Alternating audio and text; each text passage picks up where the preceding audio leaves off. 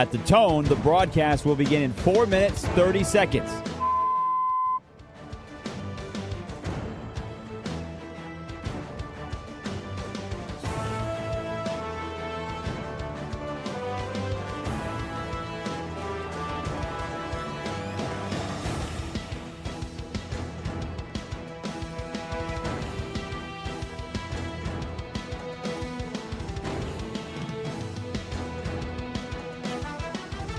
At the tone, the broadcast will begin in 4 minutes.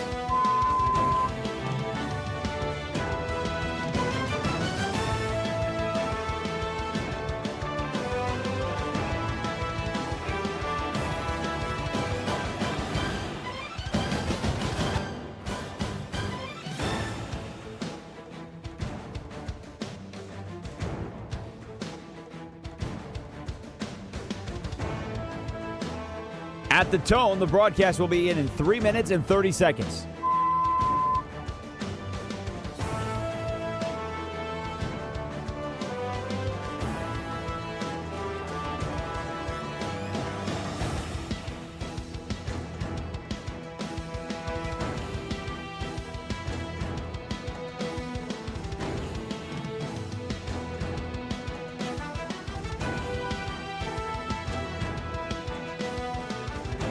At the tone, the broadcast will begin in 3 minutes.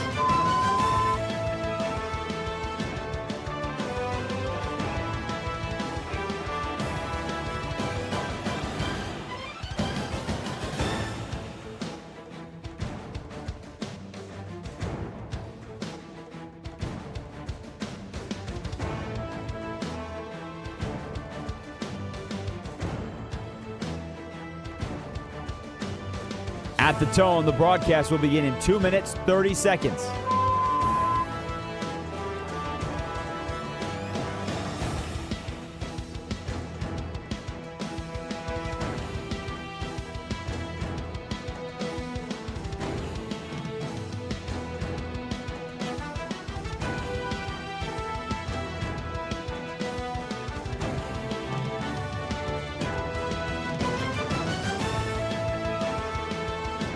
At the tone, the broadcast will begin in 2 minutes.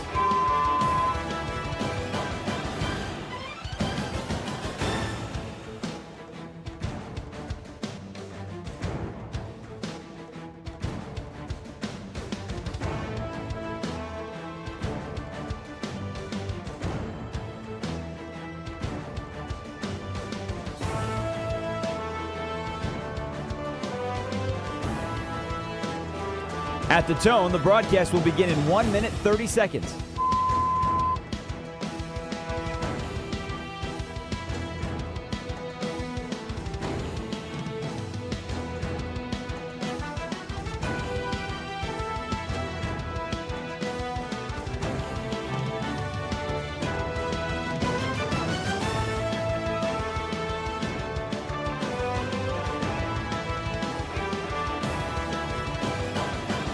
At the tone, the broadcast will begin in 1 minute.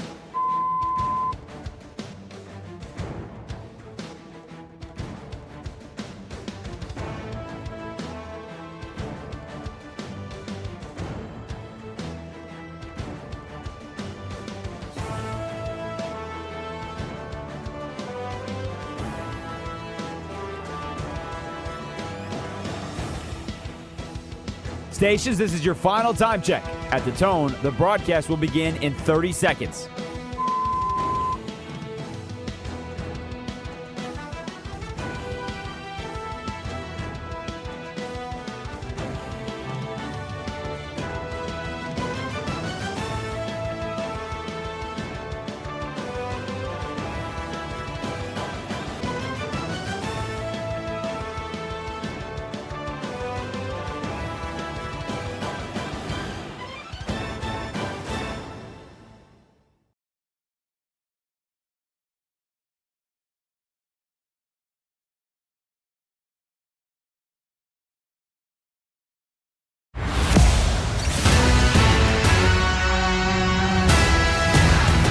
This is Bleck and Abdalla on Westwood One Sports.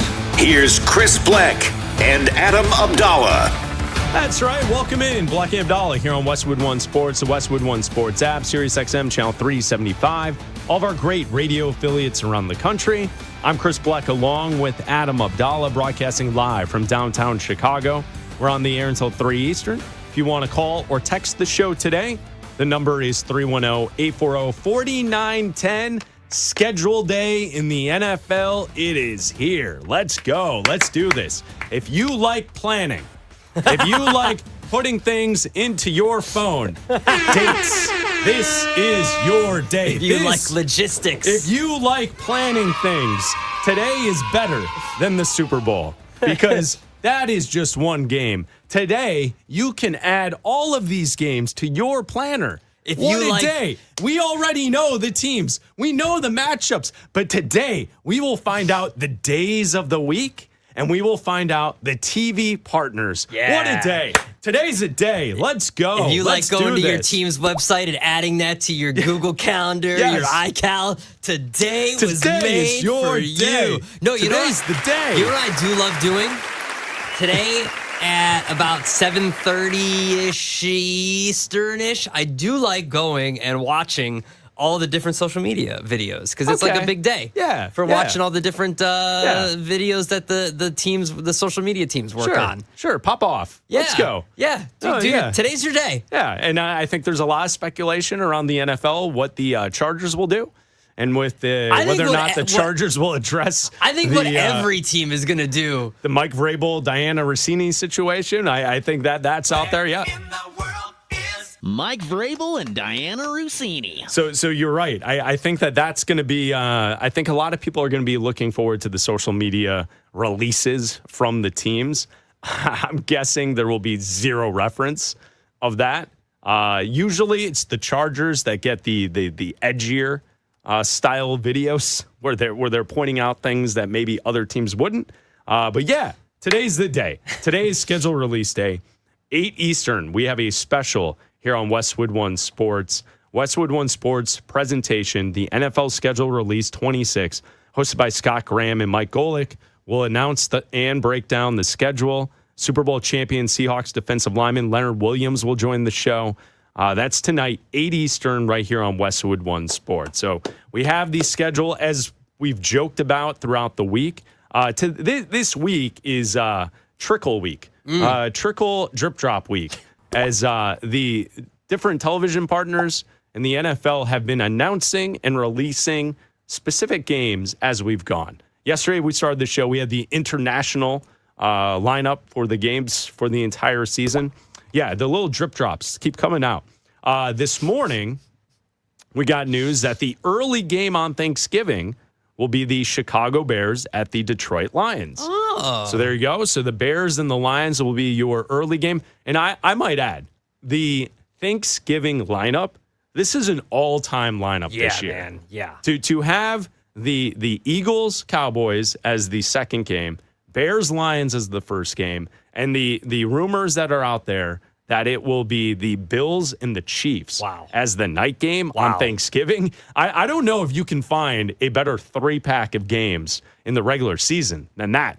That's pretty good. And I'll also say, like, the international slate is really good, It's too. pretty good. And it's usually because it's mostly propped up because the Jaguars are actually good. Like, the Jags being decent now, normally they're like, they're not very good.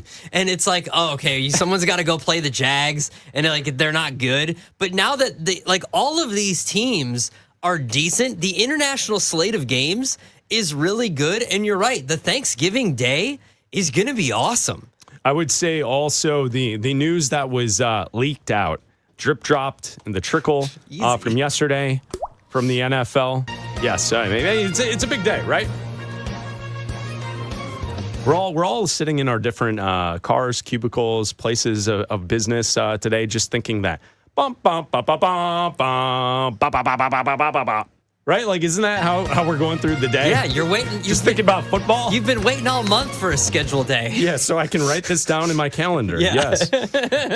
Okay, so this is the other item that the NFL officially released last night. The Packers will be at the Los Angeles Rams, and that will be on the Wednesday before Thanksgiving. So Thanksgiving Eve, A lot of people call it Blackout Wednesday. All right. You go out, you get hammered the night before Thanksgiving.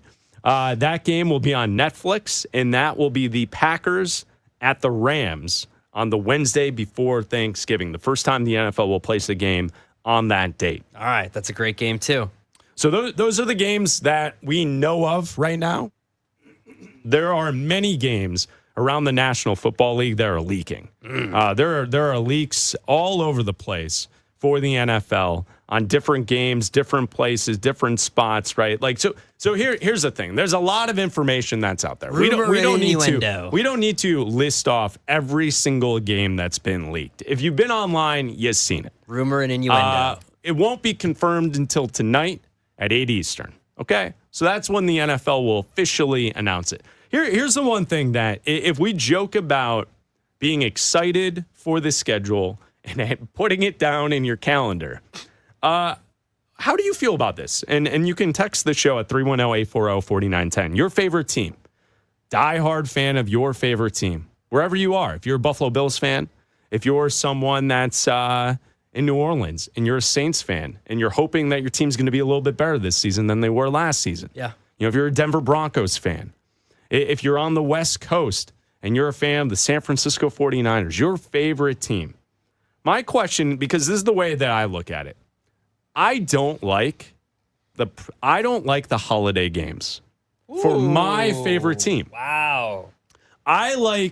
First of all, I'm an old school person. If you're listening to us in the East, the 1 p.m. Eastern time starts. In the Central, it's a noon kick. I like my favorite team playing at noon on Sunday. I like football taking place at noon on Sunday. Okay. So for my team, my favorite team, I'm a Chicago Bears fan.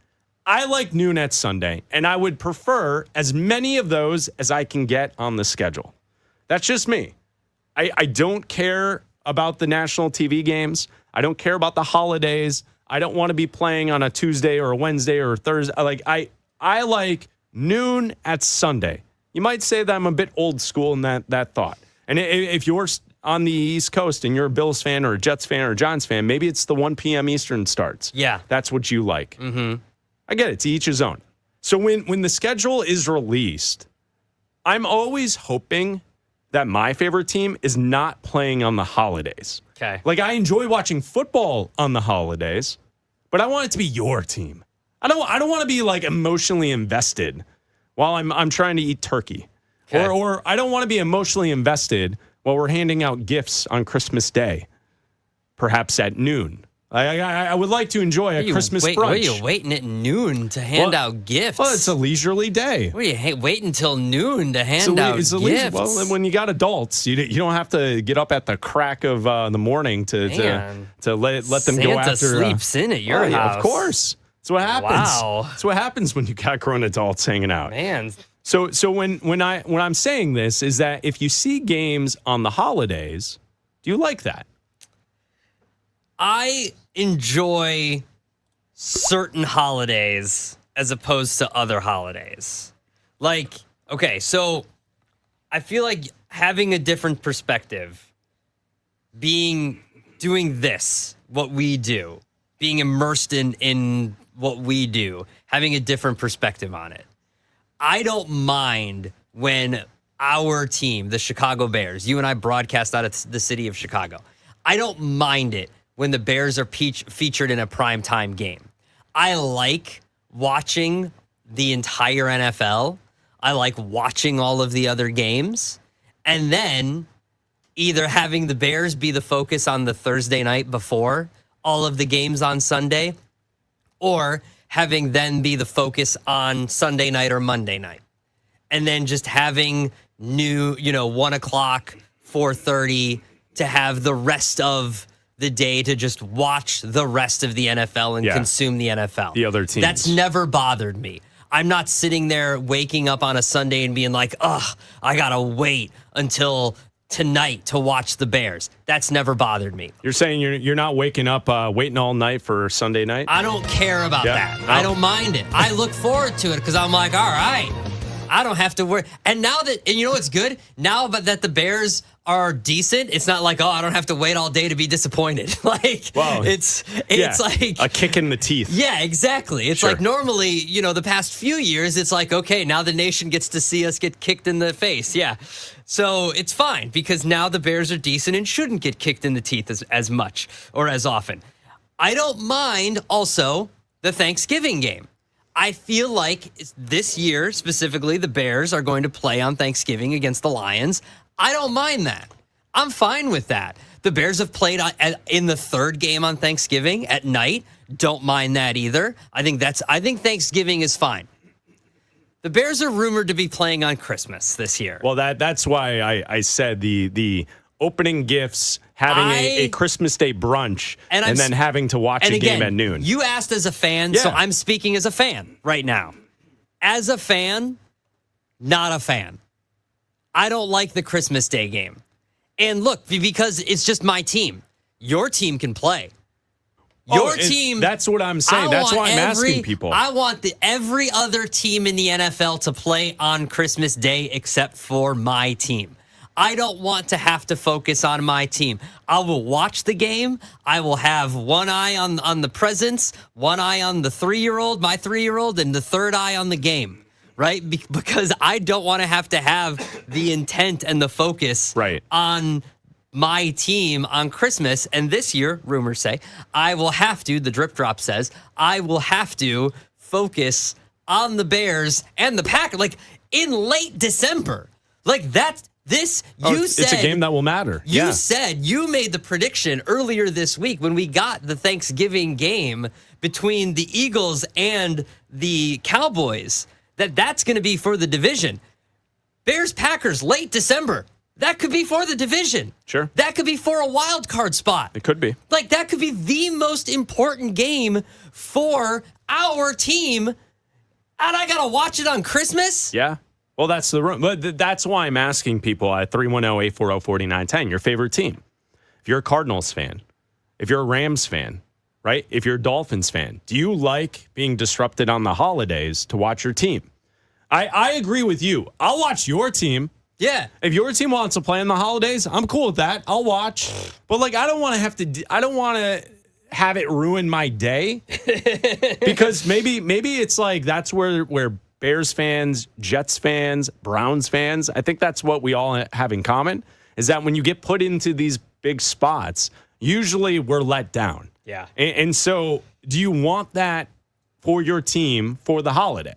And like that's why with today and all the information being released for the NFL schedule, it's like, yeah, we can go game by game for every team and all the stuff that's already leaked out there. But really, the way I look at it is I look at the amount of primetime games and the amount of games that are not in the central time zone for the Chicago Bears played at noon, which would be 1 Eastern on the East Coast. And then also, are the Bears landing on the holidays? Yeah. And it does look like our favorite team will be playing on the holidays this year. And I would prefer them not to. So that's why I'm asking. And I'm wondering if people feel that way or because like I could see like a Dallas Cowboys fan or a Detroit Lion fan. You're just used to it. Well, you're used to it, but it's a special tradition for your teams to host games on Thanksgiving. There is no special tradition for any NFL team hosting games on Christmas. You see what I'm saying? Like, can we make a team? Who's the team that's hosting on Christmas then? Like, what fan base would want that? Okay. Well, because I know, wasn't the conversation last season that Kansas City wanted that? It makes that sense. Date, and they played Baltimore, right? It makes sense. The late afternoon game on Christmas? Andy Reid kind of looks like Santa. Okay, yeah, okay. I could see that. Yeah. I'm throwing it out there. Dress Andy Reid up as Santa every year. On the sideline? On the sideline. He's already in red. Exactly. Dude. Just have him grow out a beard. Just have him put on the beard and the hat. Instead of the mustache, grow the beard. And during timeouts, maybe have a kid, maybe have him hand out a present. I don't see the problem with that. What's wrong with that? Make the Chiefs the Christmas Day game. Raj says it was Broncos Chiefs on Christmas night last season. I swear the Ravens and the Chiefs played a Christmas game recently. Maybe it was 2 years ago. Was it 2 years ago? Maybe. It could have been the case. Yeah. But I remember at the time it was Kansas City requested it. Like they wanted to play the night game on Christmas. So all right. So it's just one of those things. Like if you're an NFL fan and you see those dates pop up, is that something you want? Is that something where you want your team to do that? And I think like for those who want to support their team, and if you're a team that usually is playing on those dates, like the Dallas Cowboys, that's built into your holiday tradition because they've always played on on Thanksgiving, and they've always played that second game on Thanksgiving. Yeah. And that's usually dinner time or when people are eating from coast to coast for the most part. Is while the Dallas Cowboys are playing on Thanksgiving. And so today is a very exciting day, NFL schedule release day. It's the last day of all the little drip drops being announced from the NFL. And just remember, if your drips or drops last tomorrow morning, go see a doctor. It should be a full stream tonight. It should be a full stream tonight, and if it's not, please consult a physician. Yeah, because you won't want to be in a situation where it's like, Nope. Yeah. And don't take Skyrizi if you're allergic to Skyrizi. You don't want to have a problem tomorrow where you still have the drip drops. It is the weekend. Yes. Could you imagine if the whole schedule comes out and then they're like, oh yeah, by the way, and then tomorrow they just announce there's another week of games. 2 more games. We got y'all. Here you go. We're going to 18 games. Is it officially locked in, or is it just complete absolute leaked rumor at this point that the Patriots will be playing the Seahawks in the opener? Is that have we seen the NFL officially announce this yet? No, it is rumor and innuendo. Okay, so we don't know. It's not official, but it's like everyone is pointing to that the Patriots are going to be playing the Seahawks for the opener, which makes sense to me. I like that. I don't have a problem with that. I like the Super Bowl rematch to start the season. That's cool. I think it's wise by the NFL to put the Patriots as that first game, and people will say, "Oh, but you're bringing all this attention to Mike Vrabel and the Patriots." Good, rip the Band-Aid off. What attention? With. No, get it over with. What attention? What do you mean? What attention? Where in the world is Mike Vrabel and Diana Rossini. I'm telling you guys what, if we don't hear from Rossini before then, she's going to be on the Today Show on that Thursday or Wednesday or whenever that game is. Rip the Band-Aid off. She's going to be on the Today Show. Because it's going to be the combo platter. Today in the morning, and then you'll have Vrabel at night. That's it. That's fine. Get it over with. Because every NFL person that I've heard from on various shows on Westwood One Sports here has said the exact same thing. Is this going to be an issue moving forward for the Patriots and for the team specifically? And the answer has equivocally been no. It's not going to be an issue. It might be an issue when you first get into these OTAs and these mini camps, and he's going to have to address the team. I don't think so, man. And you're going to have to talk to them, and you're going to say to the team, "Hey, this," and you're going to have guys talking. But once you get into the rhythm of training camp, and the guys aren't going to talk about it, the guys are going to forget about it, and you're going to be playing football games. This is the same team that had Spygate, that had Deflategate, that had Aaron Hernandez, that had an owner that was getting a massage, that lived through that. Like, this is the organization that survived all of that. I don't think that's right. I don't think you can credit Aaron Hernandez to the Patriots. Why? It's the same. What? It's the same organization, dude. They've had all of these things. That's like putting. What? That's like saying, well, the Buffalo Bills, they had O.J. Simpson. I'm just saying, it is the same. What are you doing? It's an organization that had all of these things happen to the same organization, and they've won all these championships, and they've survived all of this stuff. You think that watch out for the 49ers. O.J. played his final season there. Okay, you think that the coach stepping out on the side and doing nothing illegal is gonna be a problem for them? Come on, dude, get out of here. Mike Vrabel and Diana Rossini. So we'll find out. The owner official was having his announcement. own drip drops at a massage parlor and nothing happened. Get out of here. You sure? You sure the drip drop? Well, can you confirm? Can Abdalla confirm nor deny that allegedly? That story? Allegedly. Tonight, 8 Eastern, Westwood One Sports special presentation, the NFL schedule release 26, hosted by Scott Graham and Mike Golick. They'll announce and break down the schedule. Super Bowl champion Seahawks defensive lineman Leonard Williams will join the show. That's tonight, 8 Eastern, right here on Westwood One Sports. The Cavs won in overtime last night over the Pistons. They take a 3-2 lead of the series. Can Detroit respond and make this a 7-game series in the second round? We'll talk about that coming up next. AFC West rivals kick off the season on Monday night when the Broncos visit the Chiefs. Will Bo Nix and Patrick Mahomes be ready? We're breaking down the entire NFL schedule the moment it drops. Tonight at 8 Eastern during Schedule Release 2026. Westwood One Sports.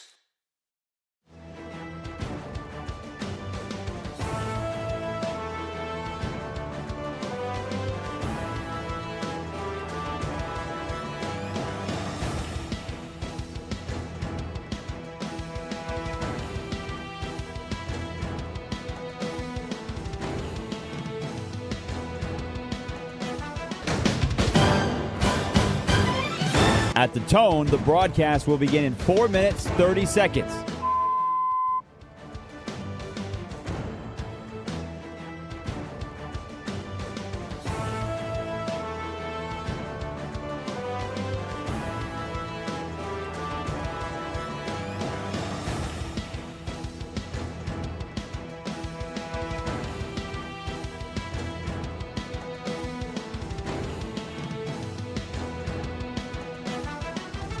At the tone, the broadcast will begin in 4 minutes.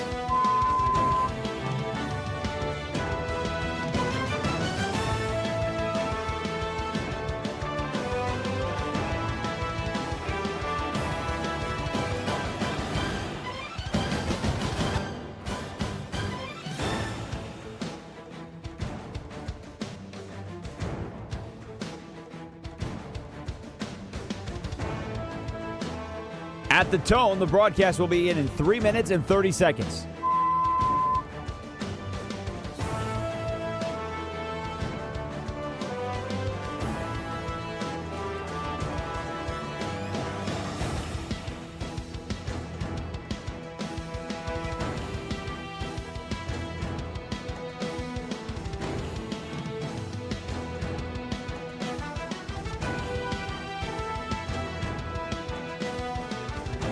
At the tone, the broadcast will begin in 3 minutes.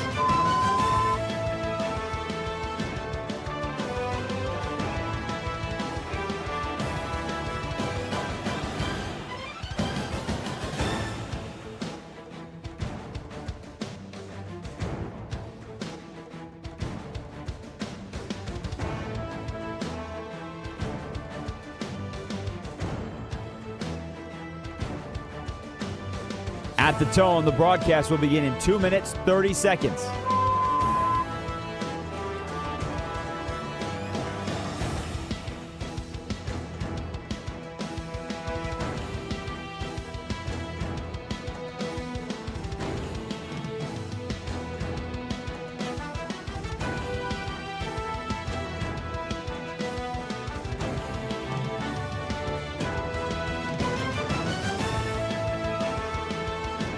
At the tone, the broadcast will begin in 2 minutes.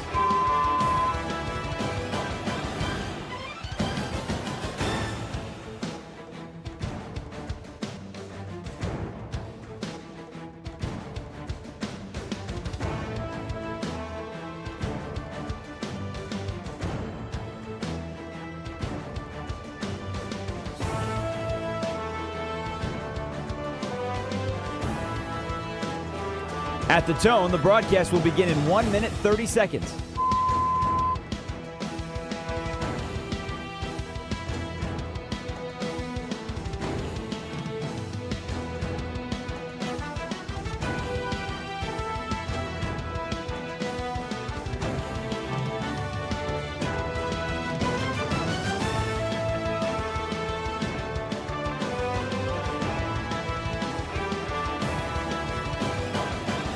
At the tone, the broadcast will begin in 1 minute.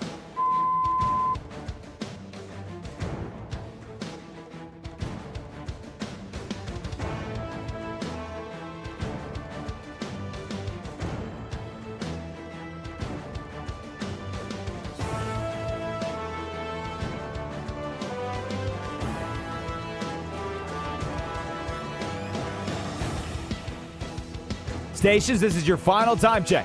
At the tone, the broadcast will begin in 30 seconds.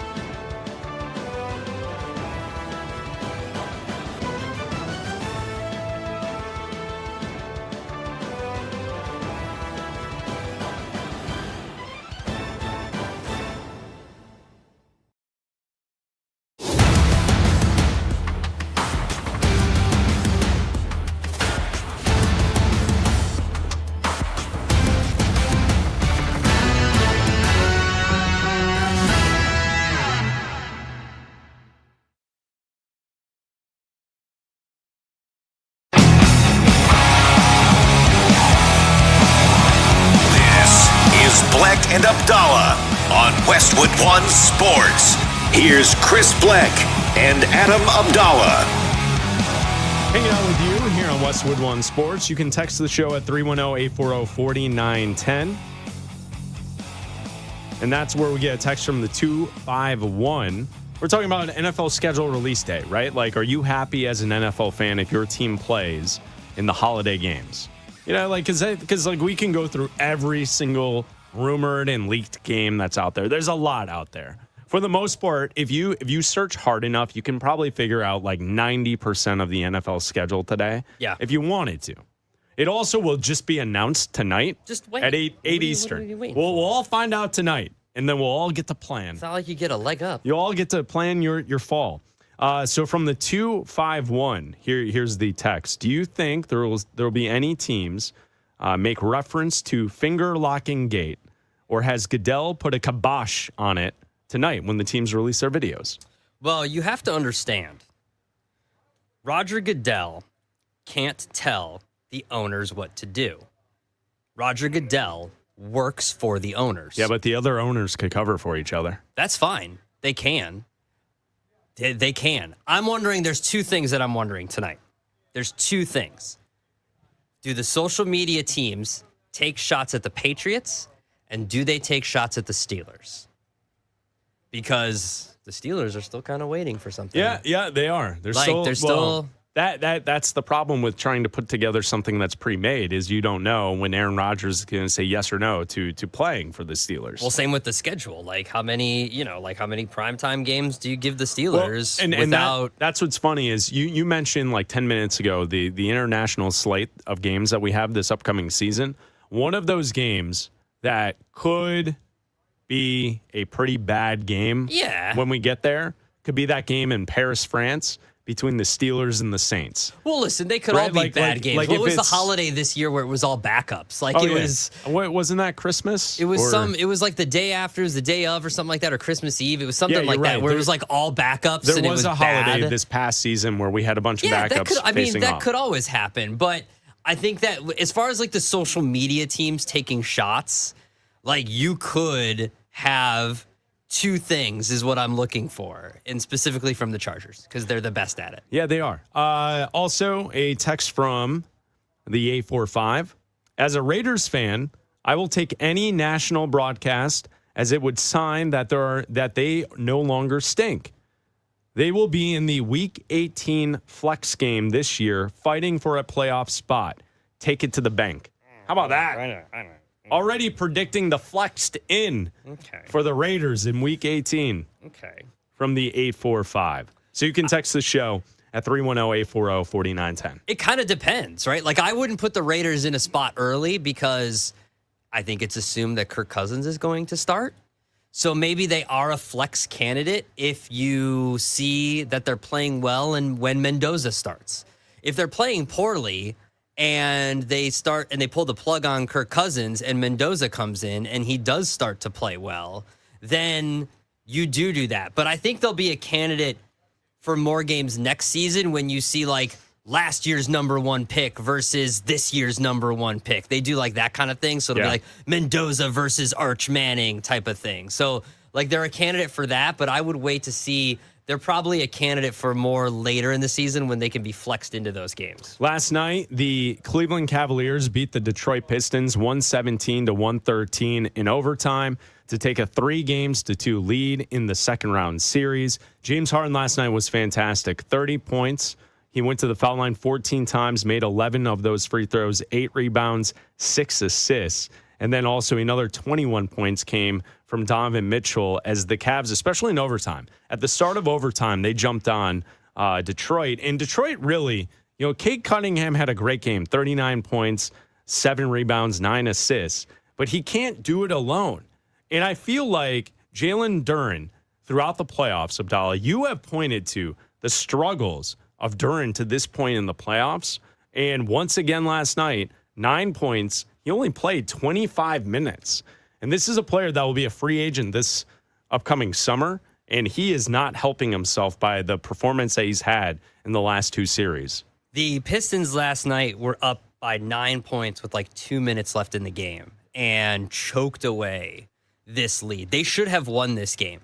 There is no reason why the Pistons should be down 3-2 going back to Cleveland. This should be a series where Cleveland is going back and fighting for their lives and trying to win Game 6 and force a Game 7. We know that the stat is that with the winner of Game 5, when a series is tied at 2, the winner of Game 5 moves on 82% of the time. What did I guess the other day? I guessed it was like 79. 79. You were close. All right, I was close. And they showed it on TV. They always do. Yeah. So now the pressure is obviously on Detroit. And Cunningham had a great game. Like, he's obviously their best player. But when he was out, it was Jalen Duren that kind of took over as the star for Detroit. And during the postseason, he's averaging 10 points a game. That's down 9 points from the regular season. Yesterday, he only had 9 points. Where has Jalen Duren gone during this postseason? They need him. They've needed him throughout this postseason. And I know they've got a game to make it up. It's going to be tough to win on the road. And I think that if they're going to do this, I think they need him because Cunningham can't do this by himself. They proved it yesterday. Put up 39 points. He had a 40-point game yesterday. They still lost the game because they choked away a 9-point lead with 2 minutes left in the game. They couldn't they made it close in overtime, obviously. They only lost by 4 points here, but still, or 3 points here, but still, you can't do it all by yourself. Yeah, they need more, and they need more scoring. They need more shooting. And that's why I thought heading into this series, and after seeing what the New York Knicks did to the Philadelphia 76ers, I think the team that has the best chance at beating the Knicks, it's Cleveland. Mm-hmm. I don't think Detroit can score enough to keep pace with the New York Knicks. And so my only invested interest in this series and moving forward in the Eastern Conference is seeing the best basketball competition. So I think the best series would be Cavs-Knicks in the next round. That's it. Because I think that the Cavs can score and they can play with the New York Knicks, where I don't think Detroit can do that. And Cade Cunningham has been fantastic, but you're right. He needs help. And when he's not getting that help, they clearly struggle to win. So Game 6 will be on Friday night back in Cleveland, and the Cavs will try and move on to the Eastern Conference Finals. It's Bleck Abdalla here on Westwood One Sports and the Westwood One Sports app. You can call or text the show at 310-840-4910. That's where Chance in Alabama is. What's up, Chance? Hey, how y'all doing? Thanks for taking the call. No problem, man. What do you think? Hey, holiday games, I absolutely hate them. I could see it if it's like, Detroit or Dallas, and it's a tradition, right? Right. Dad took you or whatever, but, I'm a Bills fan, right? So we've been getting them since, we've been good here. Seems like every other year at least. I think we got another one against KC against Thanksgiving, which is my favorite matchup. I'm pretty sure it's against KC. I just hate it, man. It's already a busy day, especially if you you got a family and all that, and you got kids. Yeah. It's just hard to do all that. A couple gripes about the schedule, right? Sure. So Buffalo, right? We built a stadium. Taxpayers spent a lot of money on it. We know we're Buffalo. We're not going to get a Super Bowl. Usually, whenever a team builds a stadium, they'll eventually get a Super Bowl, or at the very least, a draft. I don't think we're getting either because we're Buffalo. So I'm thinking to myself, the least the league can do, right, is give us a week 1 against a rival. From what I'm hearing, our first home game is week 2 against Detroit. The local guys are saying that we're definitely going to be on the road week 1. I'm not sure if that's confirmed, but I know it's week 2 at home against Detroit's confirmed. So I'm like 99.9% sure that our first home game is week 2. And Detroit's a good team, but come on, man, give us New England, give us Miami, give us the Jets, give us something like that. It's just, like I said, no Super Bowl, do something for us. Another thing, the league must know something we don't about Patrick Mahomes because they're taking a big risk because that Denver KC matchup is juicy. And to put it on week 1, expecting Mahomes to be 100 as a risky business. And I'm so sick of seeing Dallas in primetime. I know they get high numbers, but my God, I'm tired of middle of the pack Dak, and I'm tired of Dallas Giants. Sunday Night Football. Who's clicking in? Only Dallas diehards. My God, I'm so sick of watching it. Thank you, Chance. Call again, all right, my man? Yes, sir. There he is, Chance in Alabama with Bleck Abdalla. You can join the show at 310-840-4910. Yeah, many of those things, I do agree with what Chance is saying. I will say there are rumblings out there that Buffalo at some point will likely host the draft. Yes. That's a rumor that's out there. It is, So I'm guessing because to Chance's point, teams when they build new stadiums, you get a Super Bowl. A part of, well, no, they're not going to because it's open air. A part of the push from the NFL to getting, public officials to bend the knee and allow taxpayers to subsidize some of the stadiums around the country is that the promise that is a false promise that you will benefit when you host a Super Bowl, which is not true. The economic impact on a local city for hosting these large events, Super Bowls, World Cup, the Olympics, it never pays back to those who live in those cities. So the NFL has tried to reward teams that get new stadiums with a Super Bowl, but it's not going to happen in Buffalo. The open-air Buffalo Stadium's not going to be hosting a Super Bowl. I do think they will host a draft. New York had a Super Bowl. I'm aware. That's also New York. Okay, Buffalo. That's New York City. If you build a stadium, all right, you're gonna get you go on that ledge by yourself and say that Buffalo is going to get a Super Bowl. You're going to get a Super. If you build a stadium, you will at a certain point get a Super Bowl. No one has said that Buffalo is going to get a Super Bowl. I think they will at a certain point. You're the only person. Okay, then I'm the only one. But I think they will get a draft. Okay. Because I think that's what the NFL is going to use by putting the draft in different cities that will not host Super Bowls. That's fine, they can, but I feel like if you spend all that money to build a new stadium, the NFL might throw one your way. Not with the Super Bowl. Okay. Not Buffalo. Why not? You hating on the great city of Buffalo? I'm not hating. 310-840-4910. Chris Bleck's hating on the great city of Buffalo. Defend your turf. Put him through a table. No, I'm just being realistic, and you're doing like a weird bit thing. No, I don't know what you're understand doing. why you're hating. What's wrong with Buffalo? No one has said that Buffalo's getting a Super Bowl. They put it in cold cities before. They gave one to New York when they built a stadium. Why can't you put it in Buffalo? Mitchell, in New Jersey, you're on with Bleck Abdalla. What's up, Mitchell? How's it going, Chris, Adam? Hope you guys are well. What's up, man? What's going on? I think this schedule is ridiculous. Keep the games here. Talk about getting a division out there in Europe. We tried NFL in Europe. And I know they screw my Raiders over and the Chargers because I bet you they'd be having these games. Not everybody has Netflix and Apple. Don't like it at all. And I think Cleveland has the best chance, which I don't think is going to happen, to knock off Oklahoma. I think with James Harden, ex-Oklahoma guy, and Donovan Mitchell, I don't know what Utah was thinking. I think it's too much scoring for the Knicks. I mean, Brunson is great. Doesn't play enough defense. I think Cleveland's going to be playing Oklahoma. All right, we got you in. Thank you, Mitchell. Appreciate the phone call. Thank you. He thinks Cleveland and the Oklahoma City Thunder will play in the finals. All right. You can join the show at 310-840-4910. It's Bleck and Abdalla here on Westwood One Sports and the Westwood One Sports app. Sponsored by Progressive Commercial Insurance, protecting small businesses with affordable coverage options. Quote today at progressivecommercial.com. One major college coach in college football does not like the 24-team college football playoff idea. We hear from that coach coming up next. The Knicks are waiting to see who's next. The Pistons and the Cavaliers are still battling for a trip to the Big Apple and the Eastern Conference Finals. Westwood One Sports.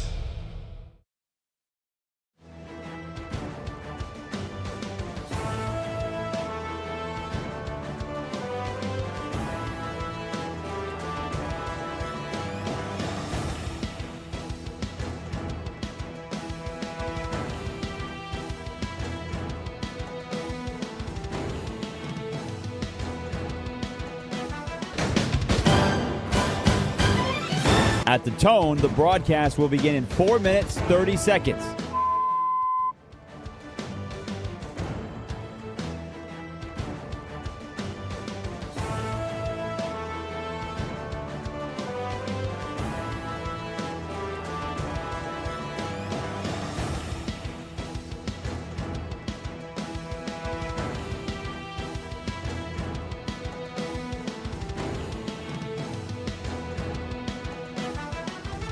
At the tone, the broadcast will begin in 4 minutes.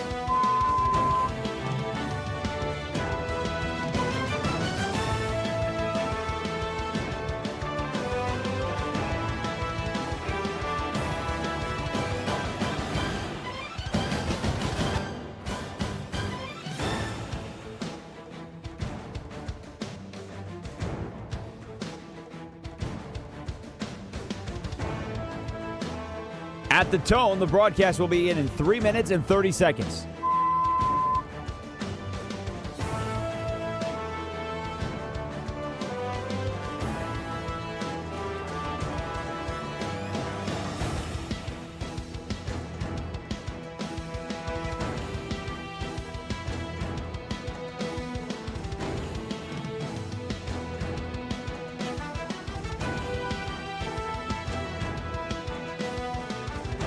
At the tone, the broadcast will begin in 3 minutes.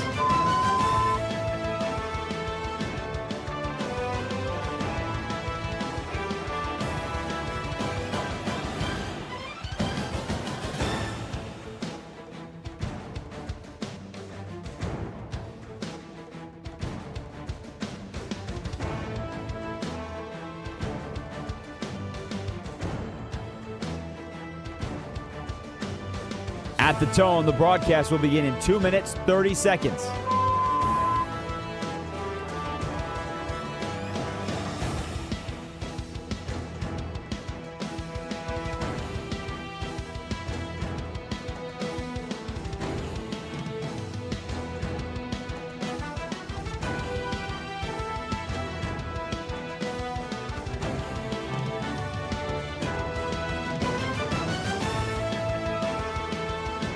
At the tone, the broadcast will begin in 2 minutes.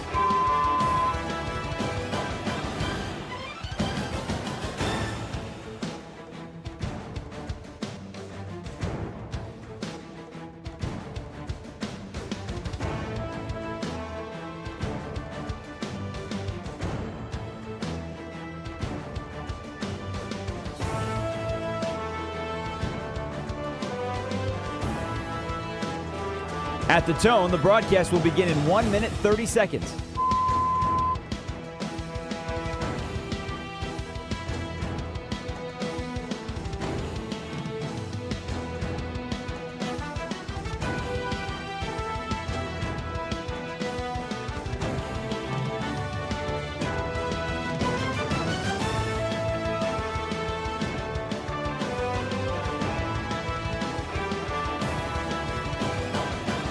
At the tone, the broadcast will begin in 1 minute.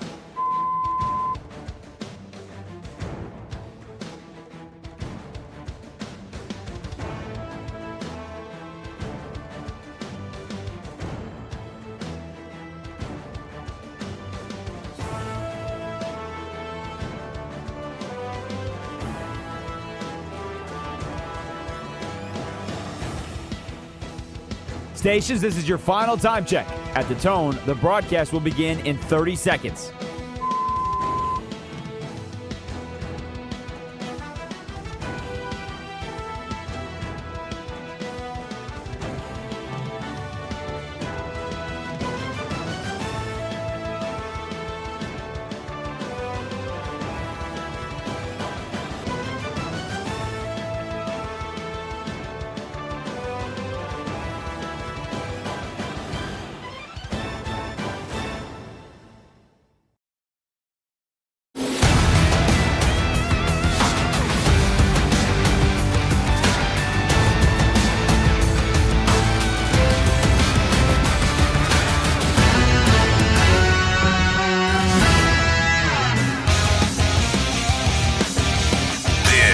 Is Bleck and Abdalla on Westwood One Sports.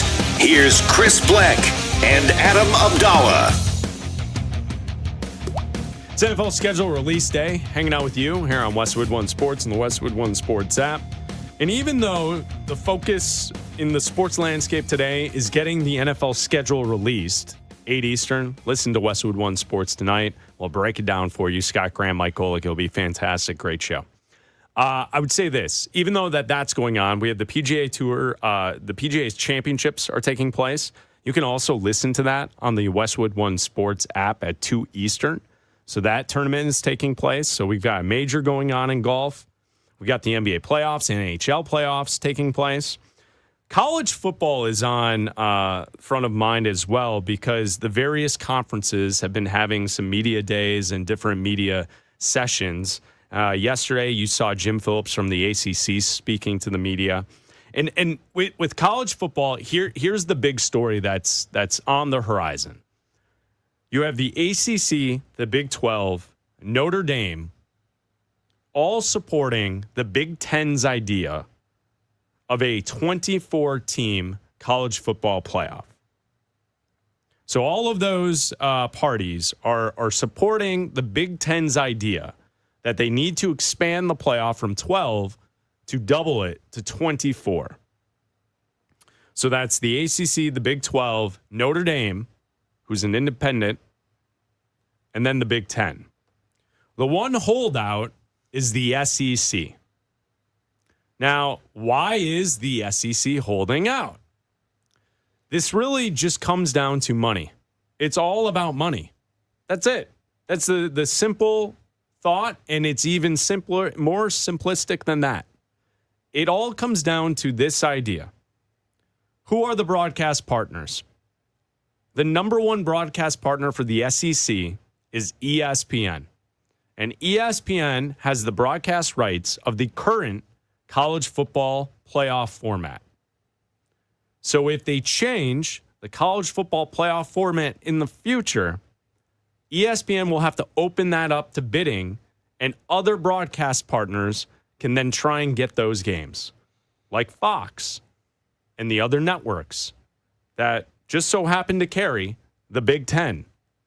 And now it all makes sense to why the Big Ten wants a 24-team college football playoff, because Fox gets shut out of the college football playoff, and ABC, ESPN, and Disney own that.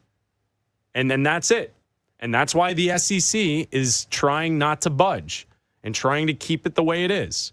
It's because of the television partners in the background trying to manipulate this, which is something that no one wants. No one wants this at all, including one of the top head coaches in college football last season. Let's take a listen to Mario Cristobal. He was on the This Is Football podcast with Kevin Clark. This is what he thinks about changes to college football in the future. Just move everything up. That's all. Just finish as early as possible in January so that there's time for you to put together a team. Like, we don't complain about being able to have an opportunity to play in a game, of that caliber. But, man, the portal had already been sucked dry, and you had to scramble to figure out which one of your guys are going in and what's actually left out there that you're willing to go after while still trying to hold together for that final game. So yeah, just move everything up. That's all. I have one bye week and let's roll. I'm not for the 2014 thing. I think that's just a lot. Like, why play a regular season then? And I'm certainly not for automatic like bids. Hey, this conference gets like why, like that's never like football. It's not a beauty pageant. Okay, it's not a beauty contest. It's competition. Go win on the field. The guys that deserve it get in and figure it out from there. So I have zero answers for you, brother. I wish I did. It sounds like you do. 1 through 12, straight ranks, 12 best teams, lace them up. I like that. I do like that a lot. I do. Yeah. So I you think solved it for us right there on the spot. So there you go. Mario Cristobal with Kevin Clark on ESPN. What do you think, Abdalla? I mean, Mario Cristobal doesn't want it. Who wants a 2014 playoff? There shouldn't even be 12, really. I mean, what does 12 get us?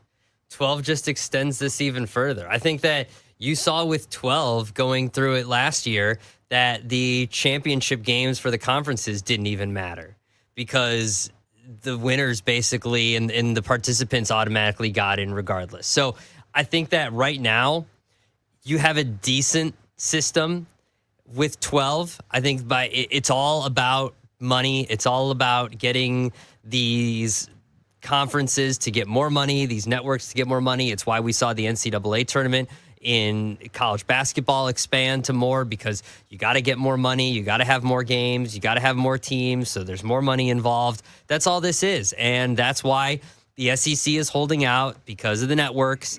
And all this isn't anybody telling you that this is about getting more teams involved is BSing you.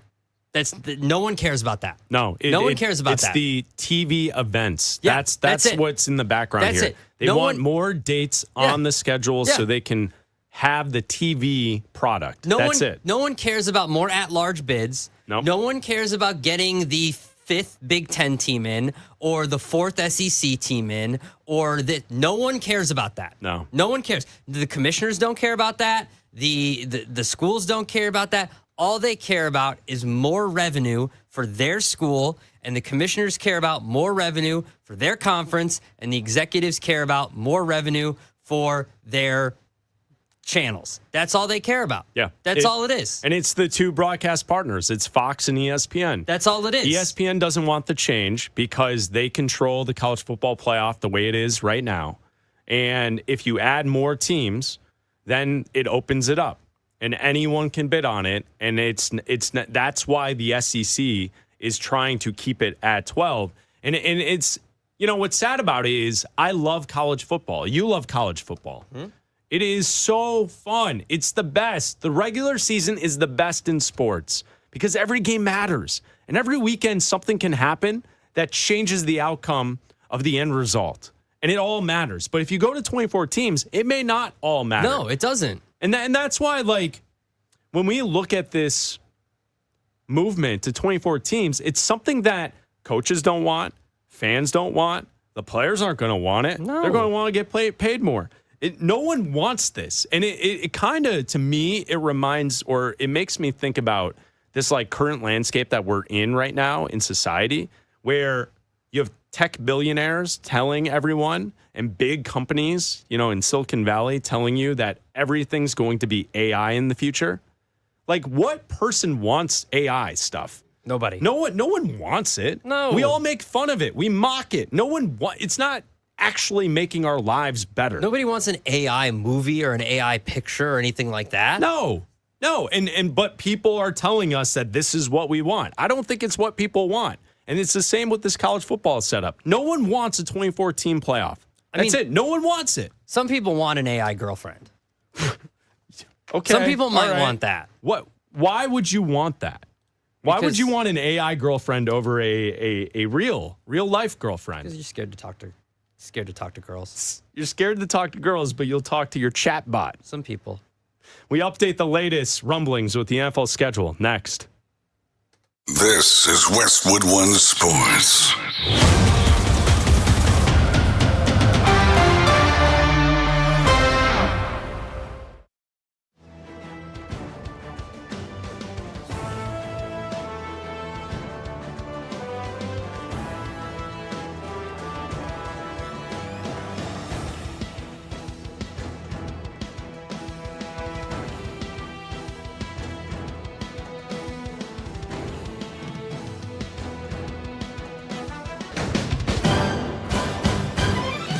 At the tone, the broadcast will begin in 4 minutes, 30 seconds.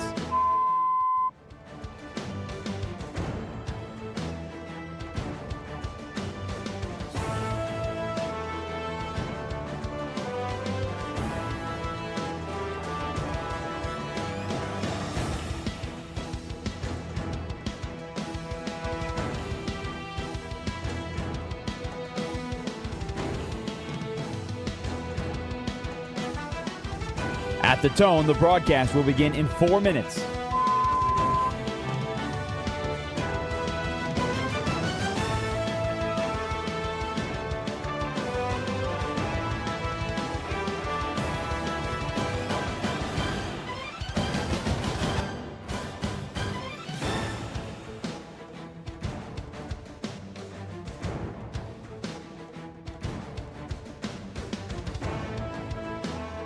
At the tone, the broadcast will be in 3 minutes and 30 seconds.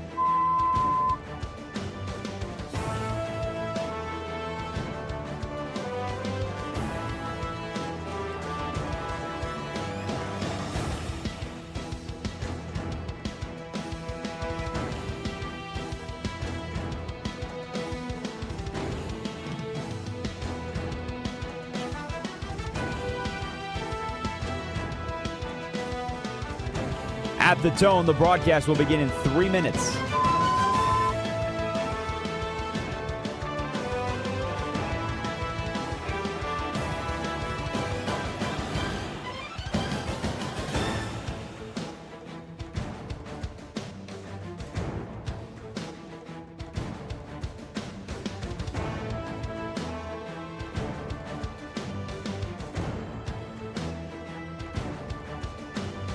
At the tone, the broadcast will begin in 2 minutes, 30 seconds.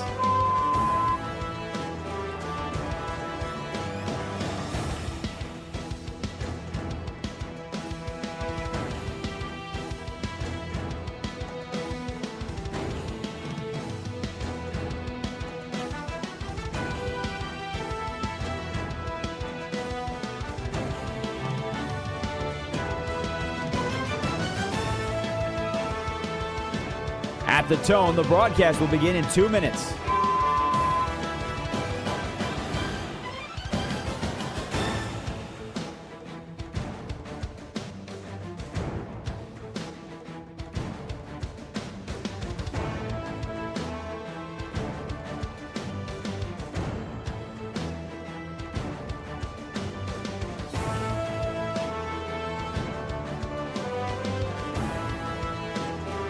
At the tone, the broadcast will begin in 1 minute, 30 seconds.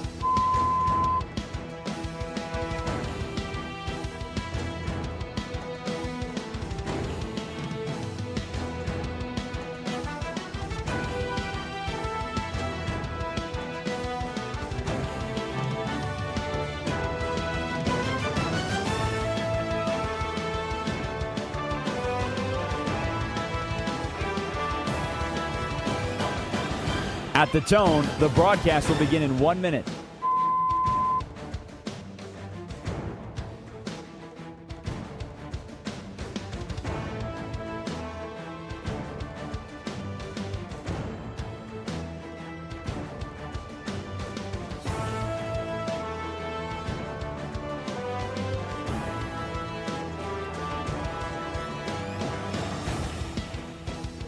Stations, this is your final time check. At the tone, the broadcast will begin in 30 seconds.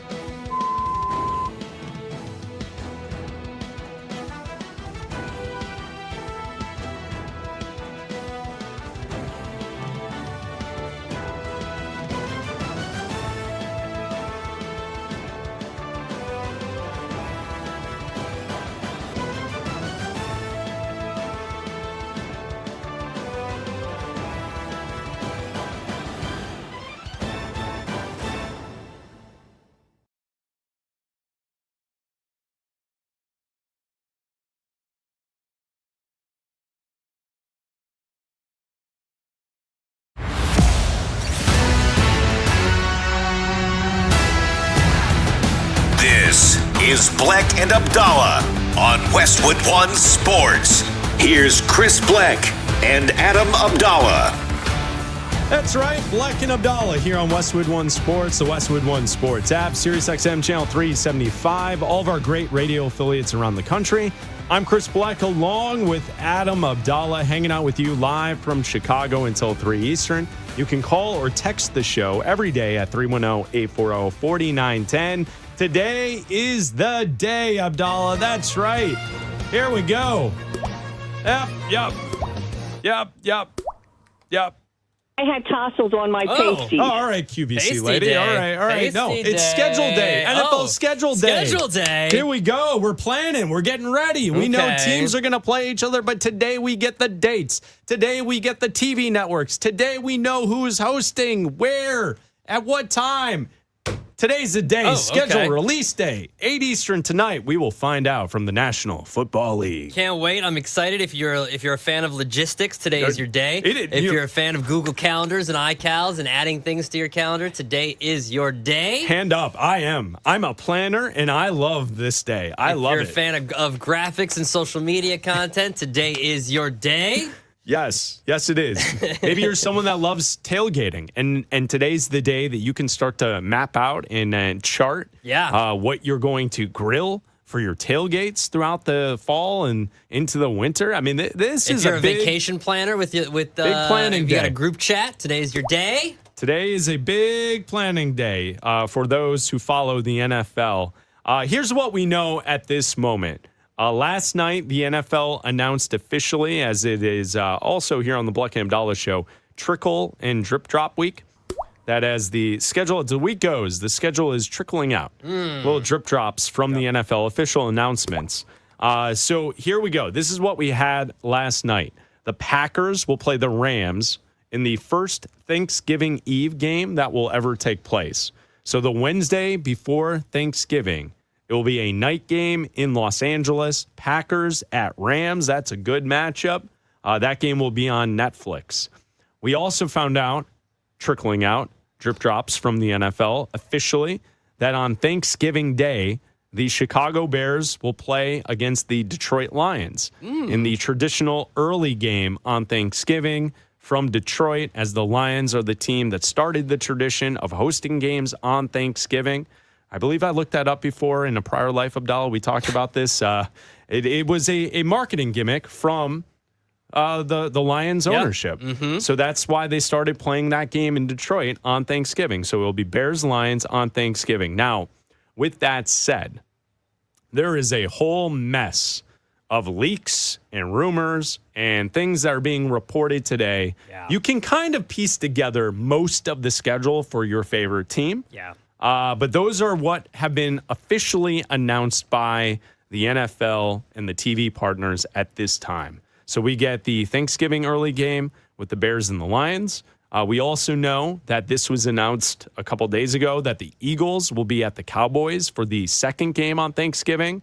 One of those leaked, rumored items is that the night game on Thanksgiving would be Chiefs at Bills.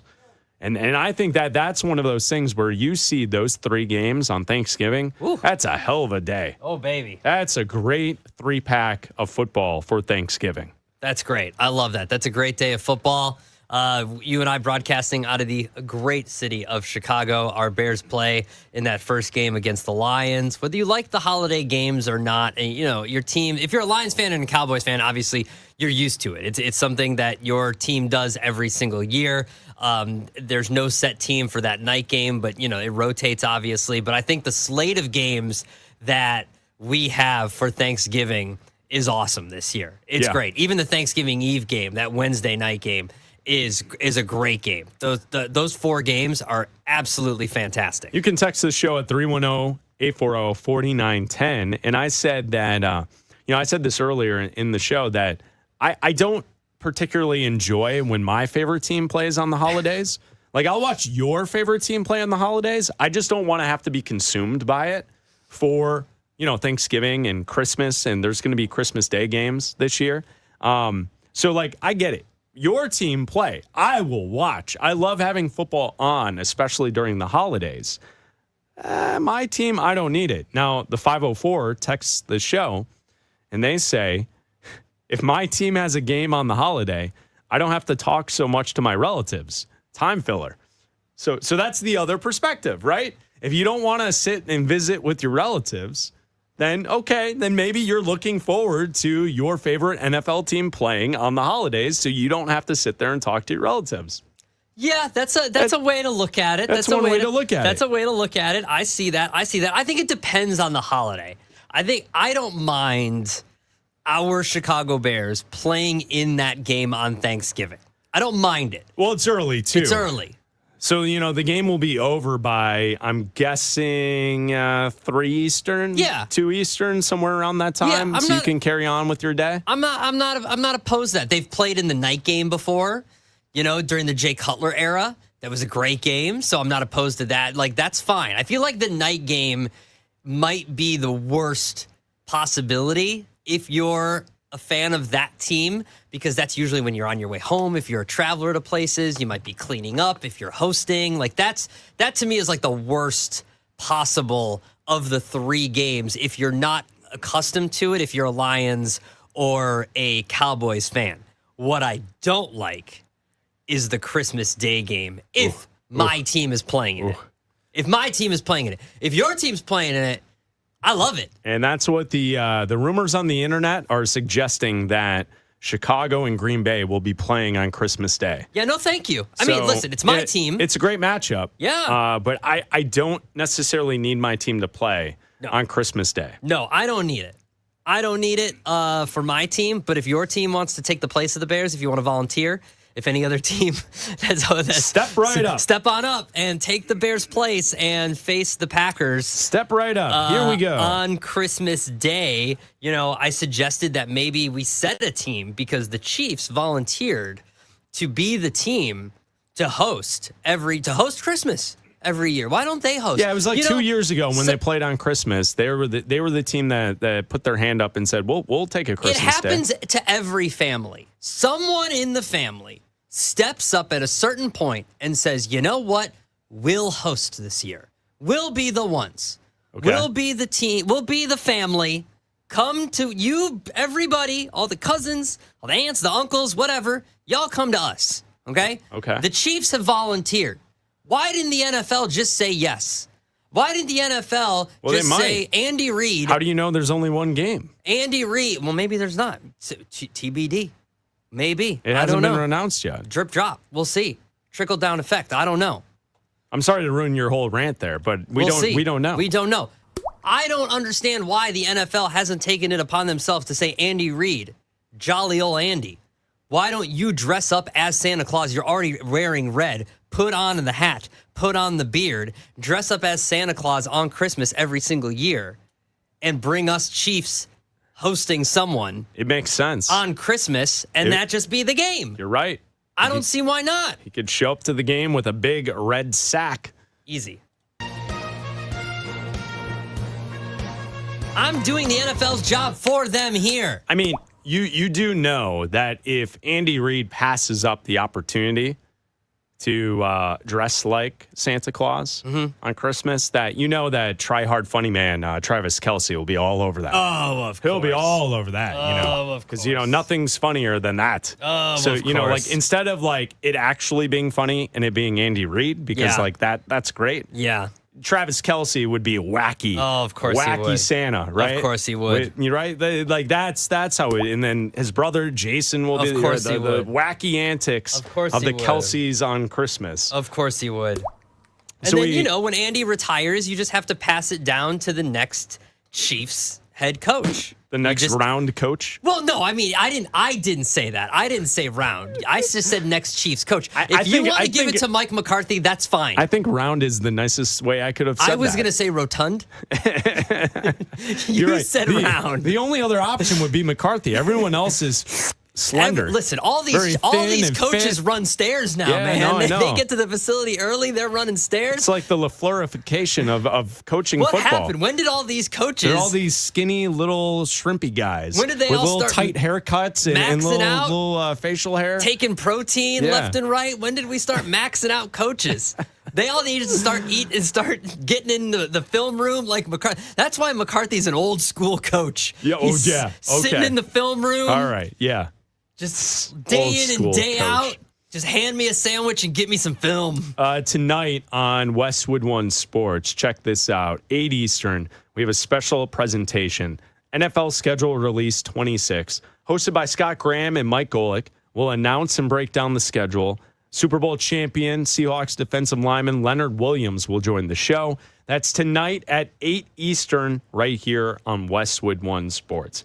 Can't wait for that. We will get the full schedule tonight. And if you are someone that loves planning, today is your Super Bowl. For the football season, you can plan. All right, so I saw this, and I think you will find this interesting. But if you don't, Abdalla, I definitely think Raj will find this interesting. Raj, so what I have here is I have the list of all of the regular season broadcast obligations for each network. Okay? I dig it. So here we go. Amazon, this upcoming season, will have 15 Thursday night football games, and they will have the Black Friday game. So that's Amazon. CBS will have 18 1 o'clock Eastern Sunday windows, 10 4:25 Eastern Sunday windows, a Thanksgiving game, and one Saturday game, which will be on week 15. So that's CBS. ESPN, they will have 17 Monday night football games, and they will have 2 Saturday games, both in week 18. Okay. We now move to Fox. Fox will have 18 1 o'clock Eastern Sunday windows. They will have 10 4:25 Sunday windows. They will have a Thanksgiving game. They will have one Saturday game, week 15. They will have one international game, week 10. And they will have a Christmas Day game. Okay. NBC, 18 Sunday night games. They will have the NFL kickoff game. They will have the Thanksgiving night game. They will have a Peacock exclusive game on a Saturday, week 17. Ooh. And they will also have an NBC Saturday game in week 17 that is not exclusive to Peacock. Okay. Got that? You got this all scoring at home, everything down? Yeah. Netflix, 2 Christmas Day games, a Thanksgiving Eve game. That's the Packers and the Rams. They get 1 international game, and they get 1 Saturday game, which is in week 18. The NFL Network, they get 5 international games and 2 Saturday games, week 16. And the only difference from last year's schedule and the broadcast partners in this upcoming season is last year YouTube had 1 international game. YouTube does not have that game this year. YouTube is shut out this year. Oh. So there you go, Raj. There's the breakdown. If you're wondering where all the games will be situated, there it is. I was wondering. Yep, there it is. I thought you would like that. I did enjoy it. All right, good. So you don't need YouTube this Chris year. Bleck and I had an old man conversation earlier about how things were better with cable before the show. Yeah, but you need Amazon. You need Amazon. You need NBC Peacock. You need Netflix, and NFL Network, and then basically just your local cable provider. Well, and ESPN, yeah. But if your game is on ESPN for Monday Night Football, it is shown in your local market somewhere. Yes, yeah, it is. Yeah. So, yeah. Raj, what did you see? You saw the latest from Front Office Sports on the perhaps Vrabel Rossini situation? So we talked about this a little earlier, that today is the Super Bowl for social media teams across the 32 NFL franchises. Well, per Front Office Sports, the NFL will not review team videos for jokes about Mike Vrabel prior to release. The league is letting teams use their own judgment regarding potential content about the Mike Vrabel, Diana Rossini Fingergate. Interesting. Mike Vrabel and Diana Rossini. Okay. They had but to. when you say use your own judgment, isn't that kind of putting rules in place without putting the rules in place? No, it's saying play nice, but whatever. Do it. Do you? Use your best judgment. Do you? Okay. I also have something for you. Oh, good. You and I have talked a lot about Mike Florio, Pro Football Talk. Yeah, what's wrong with Florio on Pro Football Talk? Nothing. It's a great source of information. It is. I'm not saying he listens to the show. However. Oh, are we quoted? No. Oh. Not directly. That would have been a nice little feather in the cap, right, Raj? Not directly. No. Not directly. Not directly. What do we have? We got new news? Just posted on Pro Football Talk. Yeah. It's a story about how schedule leaks are more rampant than ever. Okay. Okay. And how the NFL are insanely strict about the leakage and the drips when it comes to the NFL draft. Okay. And how they are locking it down when it comes to the NFL draft. Okay. Yet, they don't care about the schedule. Yeah, because we talk about it all week long. It's trickle-out week. But also, but they don't care that Jordan Schultz is leaking this, and they don't care about this. But it makes sense because there's nothing else going on, so it gives people a reason to talk about the NFL. I get it. Quote in the story. Quote, there's a good chance the league digs it. The unofficial drip of dates and times for specific games keeps the NFL extremely relevant through what has morphed into schedule release week. End quote. All right. Shout out to Floria. Clearly listening to Bleck and Abdalla. What's up, Mike? As we've talked all week about it trickling out, dropping away. And as Abdalla said the other day, which is absolutely hilarious, that if you still have a trickle and a drop tomorrow, you should probably see your doctor. Go see that doctor. And we're listing off all the issues with schedule release week, like it's the end of a Sky Rizzy ad. Yes. Don't take Sky Rizzy if you're allergic to Sky Rizzy. Don't take Sky Rizzy if you're a human. Yeah. Right? Like, or all the different things that they release at the end of those commercials, whatever it is, whatever the medical product is. No shade towards Sky Rizzy. No. If that's what your jam is. If that's what you need. By all means. But don't take it if you're allergic to it. It is funny when the ad plays and then you get all the different things to why you shouldn't take it. It's like, okay, well, maybe we shouldn't. Yeah, I don't know.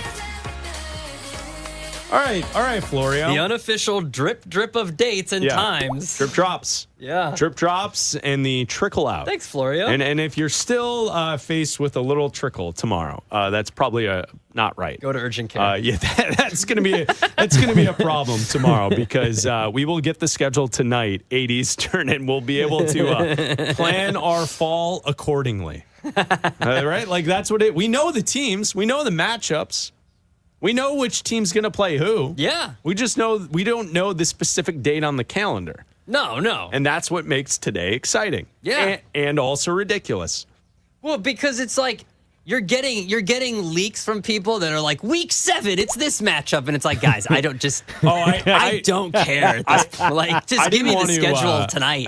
I didn't want to upset you guys, but I saw one yesterday that was like Jets and some bad team.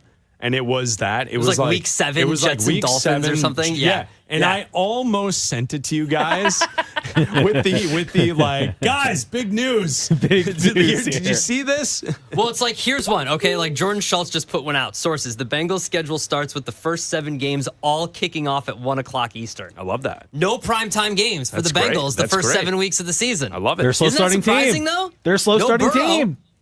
Yeah, it's no Burrow in primetime for the first 7 weeks. It's a little surprising, but it will let them fly under the radar. And we also know that the Bengals have one of the easier schedules coming into with the strength of schedule for this upcoming season. Yeah. All right. Okay. I like it. I think I know early on. I know we're in May.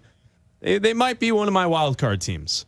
They might be a wild card team. Okay. I'm going to keep my eyes on the Cincinnati Bengals. He's got to stay healthy. So there you go. There's our update on the schedule. Make sure you check it out tonight. Westwood One Sports special presentation. NFL schedule release 26. Scott Graham and Mike Golick will get you covered this evening with all the information in regards to the NFL schedule being released tonight. Do the Detroit Pistons win another game in the series and force a Game 7 and head to the finals of the Eastern Conference? We'll talk about that coming up next in Over and Under. We're one game away from a Thunder Spurs Western Conference final. SGA, Wemby. Can San Antonio close it out tomorrow night and make the matchup everyone wants a reality? Westwood One Sports.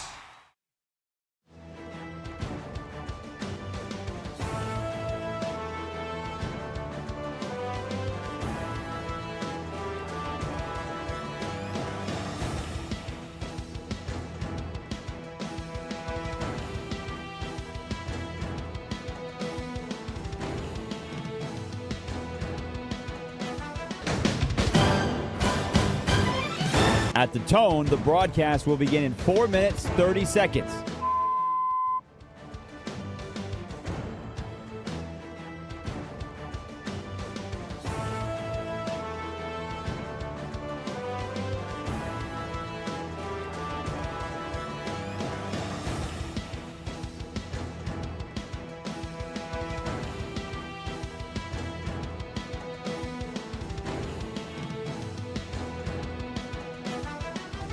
At the tone, the broadcast will begin in 4 minutes.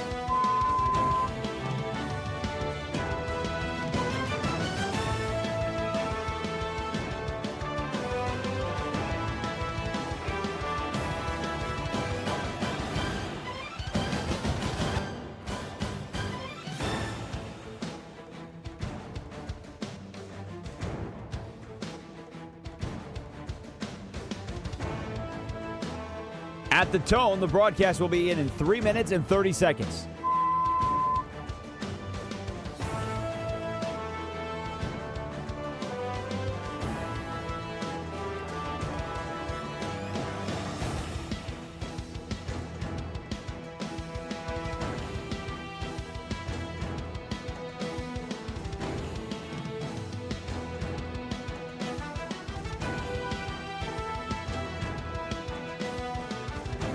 At the tone, the broadcast will begin in 3 minutes.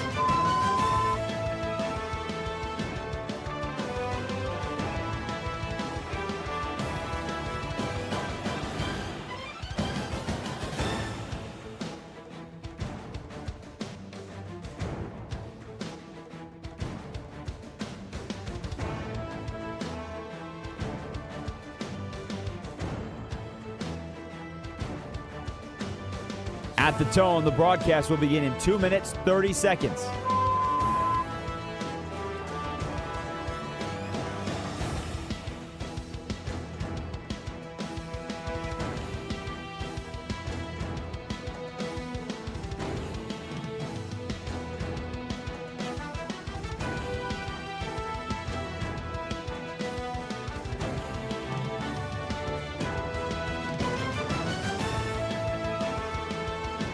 At the tone, the broadcast will begin in 2 minutes.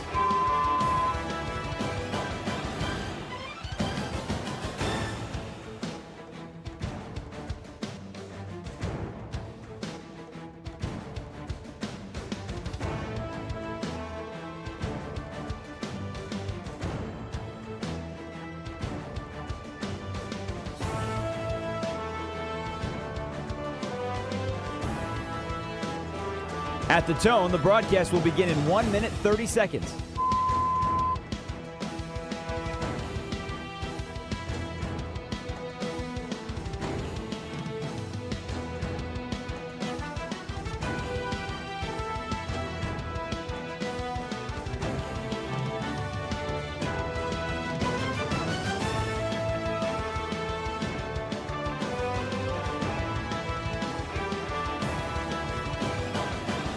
At the tone, the broadcast will begin in 1 minute.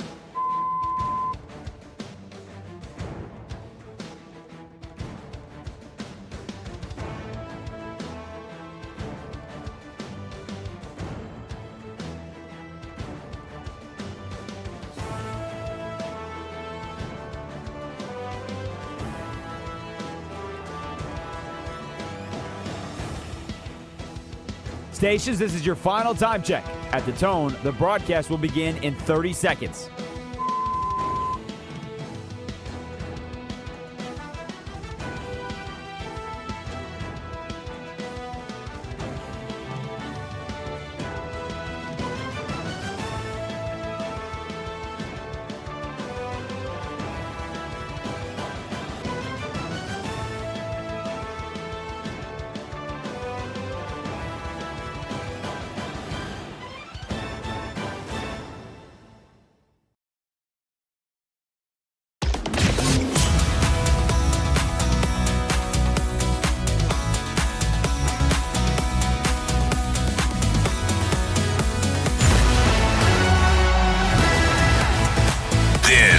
is Bleck and Abdalla on Westwood One Sports.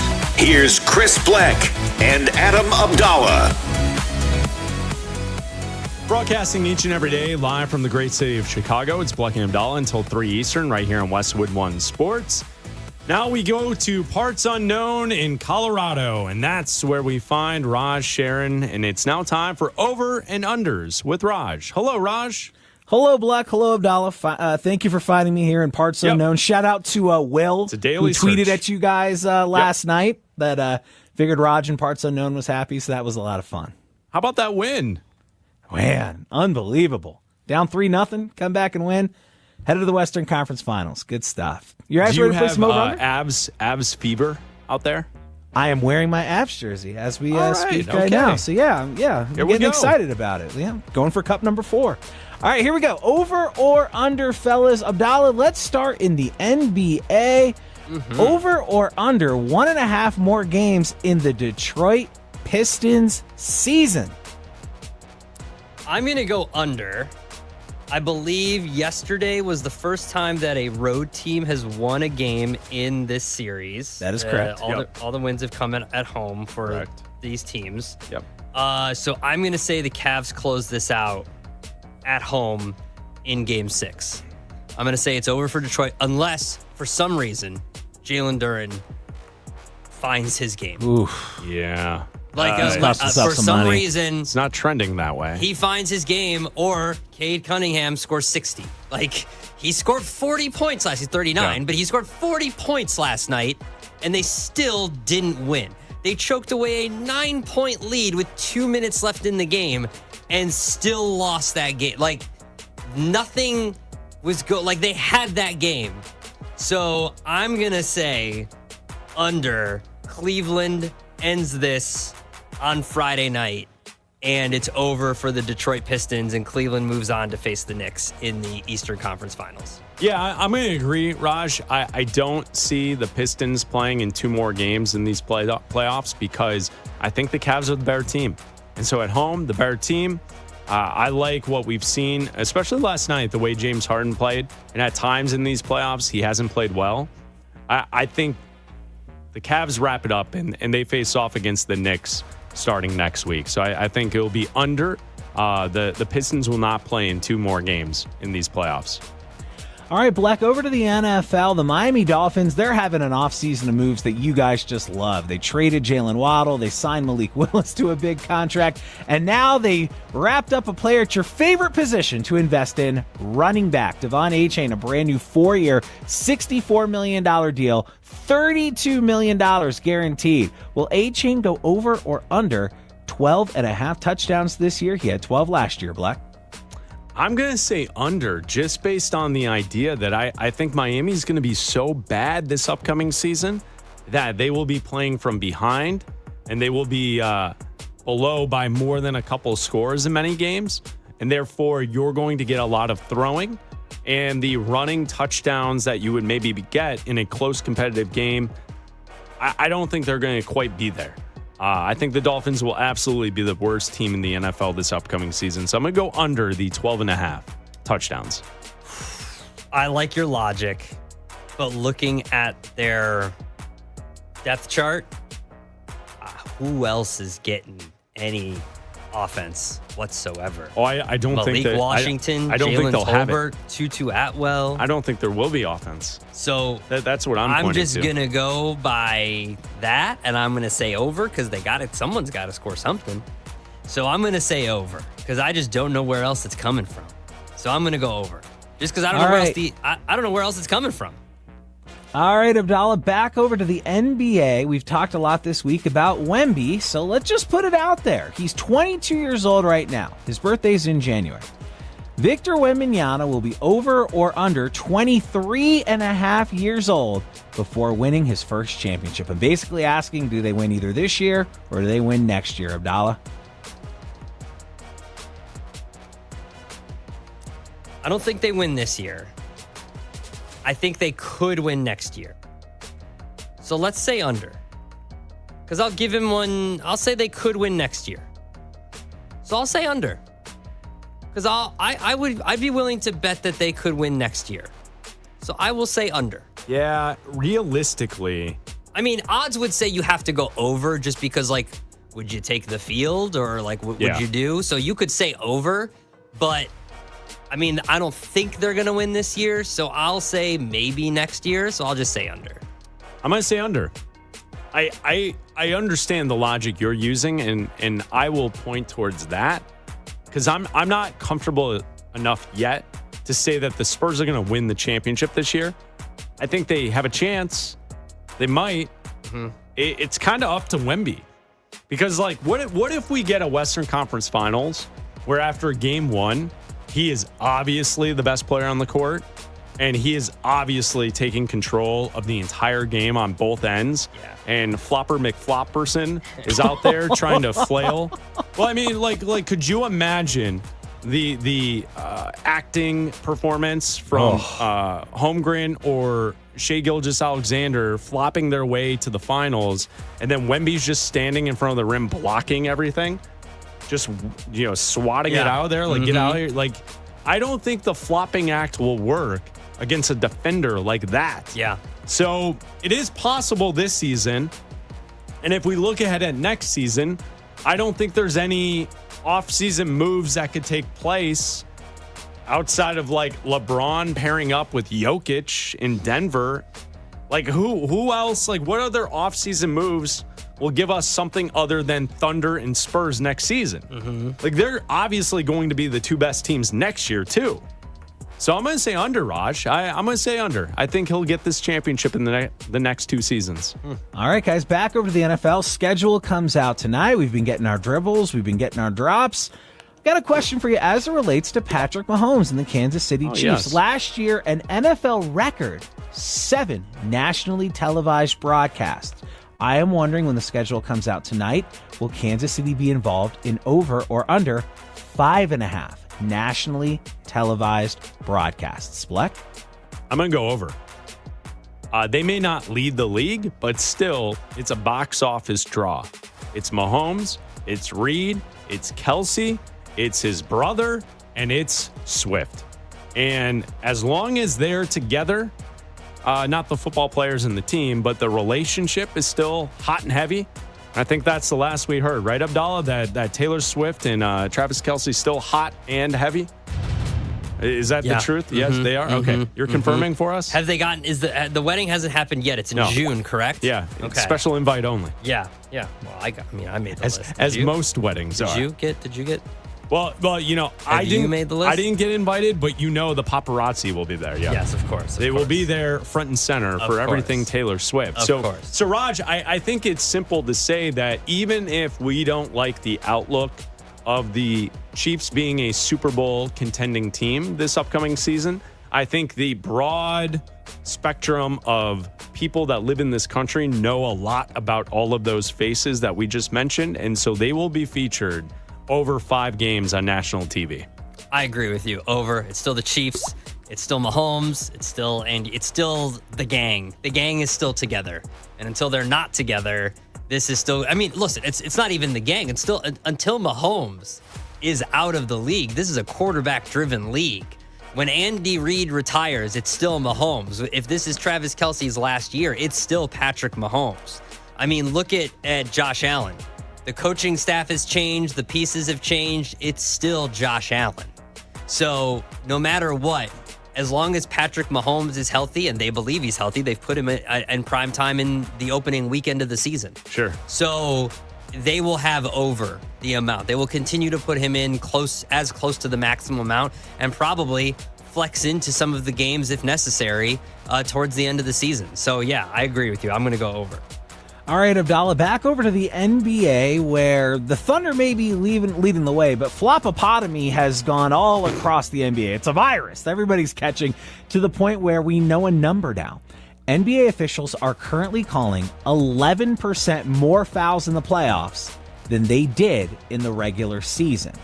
By the time the finals are over, will that number stay at 11% is what I'm going to ask. Over or under 11% more fouls than the regular season by the time we're done these playoffs, Abdalla?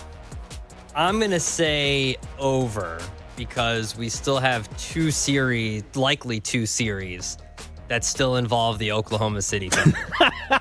They're driving up the average. It might They're be killing the curve. It might be the only way they get past the Spurs. Like, if they're not good enough to beat the Spurs, they might just have to flop their way to victory. So if we have minimum 1 series left with them, at most 2, so I'm going to go over. Yeah, I'm going to say over. I think the officiating, they've been calling it tight. I'm okay with it. Abdalla's right, because not only do you have on one side Oklahoma City flopping their way through life, Jalen Brunson gets a lot of foul calls. And so if the Knicks are in the finals, I could see the number skyrocketing as far as fouls called in this series. So I'm going to go over as well. Jalen Brunson, SGA, and James Harden potentially all in the conference finals. Those are a lot of options all there. over the place. A lot of flopping. All right, and finally, Bleck, this one I know is near and dear to your heart. Local NFL media around the league will hit on over or under 24.5% of their schedule predictions / reports when we get that schedule tonight. Over or under 24.5% for all those insiders and gurus and sports talk radio hosts and beat writers all across the country. Yes, from coast to coast. I'm still waiting, Raj, for the announcement from the National Football League on the party of 3 to open the Triple season. threat match, week 1. Triple threat. with New England, Chicago, and Seattle. Because people in Chicago were dead set that the Bears had to play the Seahawks to open the season. Had to. That's it. Bears, Seahawks is how it's going to start. And all those people are wrong because it sounds as if it's going to be the Patriots playing the Seahawks. Yeah. Raj, that's the thing is everyone knows something until they don't this week, right? Like we'll all find out tonight at 8 Eastern, the official schedule, and there's a lot being leaked today throughout the day. But every local person thinks that their team is going to play in every primetime matchup, in every holiday matchup, in every game of the NFL season. Had to. They had to play in that game. So I'm going to say it's under. I think they will be way under in trying to predict week to week where teams are going to play for this upcoming season. And just wait till we get to the week 18 flex games, and it's no, we're they're definitely putting this game in the final night game of the season, and we're all getting flexed. that all these games aren't going to matter. They're going to put we're going to be Ravens Steelers again. Like it's always going to be Ravens Steelers until the end of time. It's going to be Ravens and Steelers. We're all going to get flexed. Yeah, I'm going to go under. Everything's a flex. I'm going to go under. I mean, this is what has less of a hit rate, this or NFL mock drafts. Right? Like what has less of a hit. So no, you're good. You're right. I feel like it's always under because no one knows until the schedule is finally put out. We get leaks here and there, but no one, I mean, who would have predicted that the Bengals wouldn't be in primetime for their first 2 months of the season? I would say the stuff you're seeing today, yeah, seems like it makes sense. Sure. But the stuff that you heard or saw 2 weeks ago was all garbage. Yeah. That's what it was. Well, and that does it for Over Under, fellas. But the one thing we do know is all those people that were wrong 2 weeks ago will certainly be held accountable. Oh, of course they will. Sure. Be. Sure. It's my favorite thing about giving out picks. It's like, are we going to recap how we did after the gambling weekend? Move on. Or are we just moving on? Move on. Any picks? The Bleck Abdalla Show, we are about accountability. That's the one thing. If we give you bad picks, we will tell you. And bad takes, we will own them. Oh, yeah. Because no one has bad takes like me. I've listened to this show. Home of the worst takes. We're sponsored by Progressive Insurance. Save on commercial auto insurance from Progressive. Get a fast quote at progressivecommercial.com. Tonight at 8 Eastern, Westwood One Sports has a special presentation, the NFL Schedule Release 26, hosted by Scott Graham and Mike Golick. We'll announce and break down the schedule. The Super Bowl champion Seahawks defensive lineman Leonard Williams will join the show. He'll help break down the schedule and maybe give a preview to that triple threat matchup for the Seahawks in the opener. That's tonight at 8 Eastern right here on Westwood One Sports. Adam Silver, commissioner of the NBA, will present the 3-2-1 lottery reform idea to the Board of Governors. Should the NBA use this idea? Or is it another stupid idea from Adam Silver in the NBA? We'll talk about that coming up next. Tonight, it's a Westwood One special presentation. NFL Schedule Release 26. Hosted by Scott Graham and Mike Golick. What's your team's toughest stretch? And where are the wins? We'll tell you tonight at 8 p.m. Eastern on Westwood One Sports.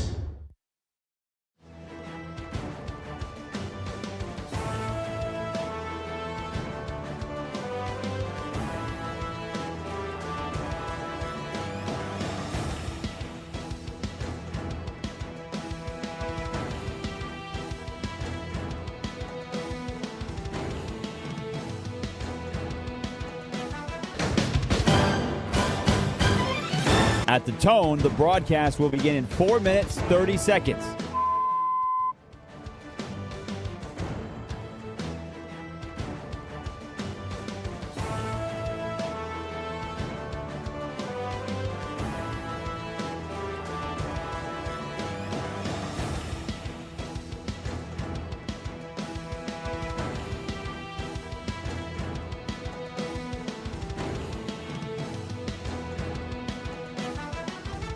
At the tone, the broadcast will begin in 4 minutes.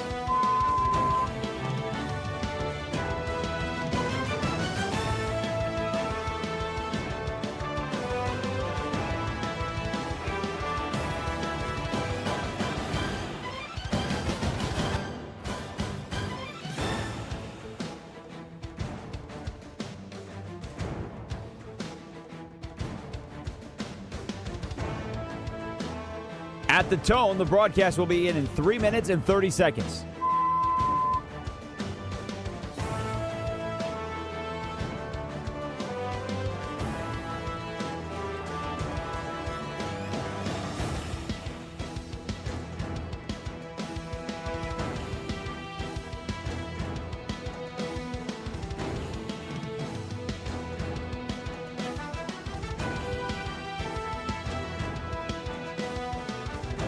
At the tone, the broadcast will begin in 3 minutes.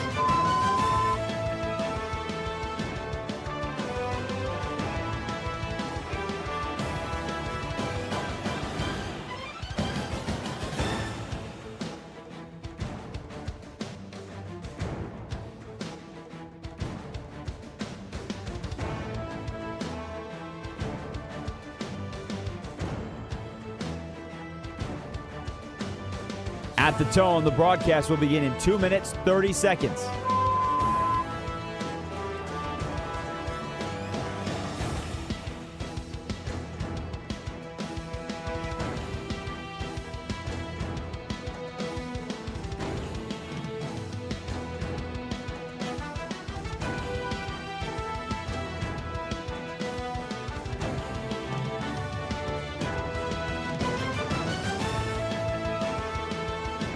At the tone, the broadcast will begin in 2 minutes.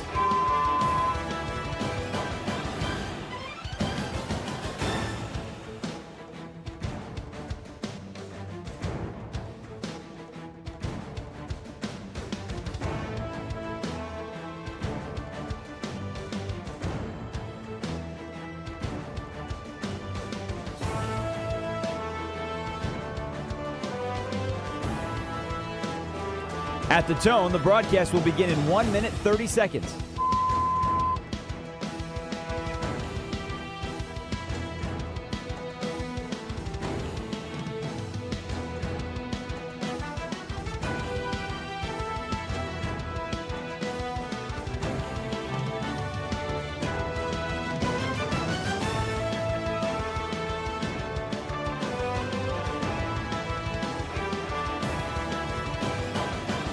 At the tone, the broadcast will begin in 1 minute.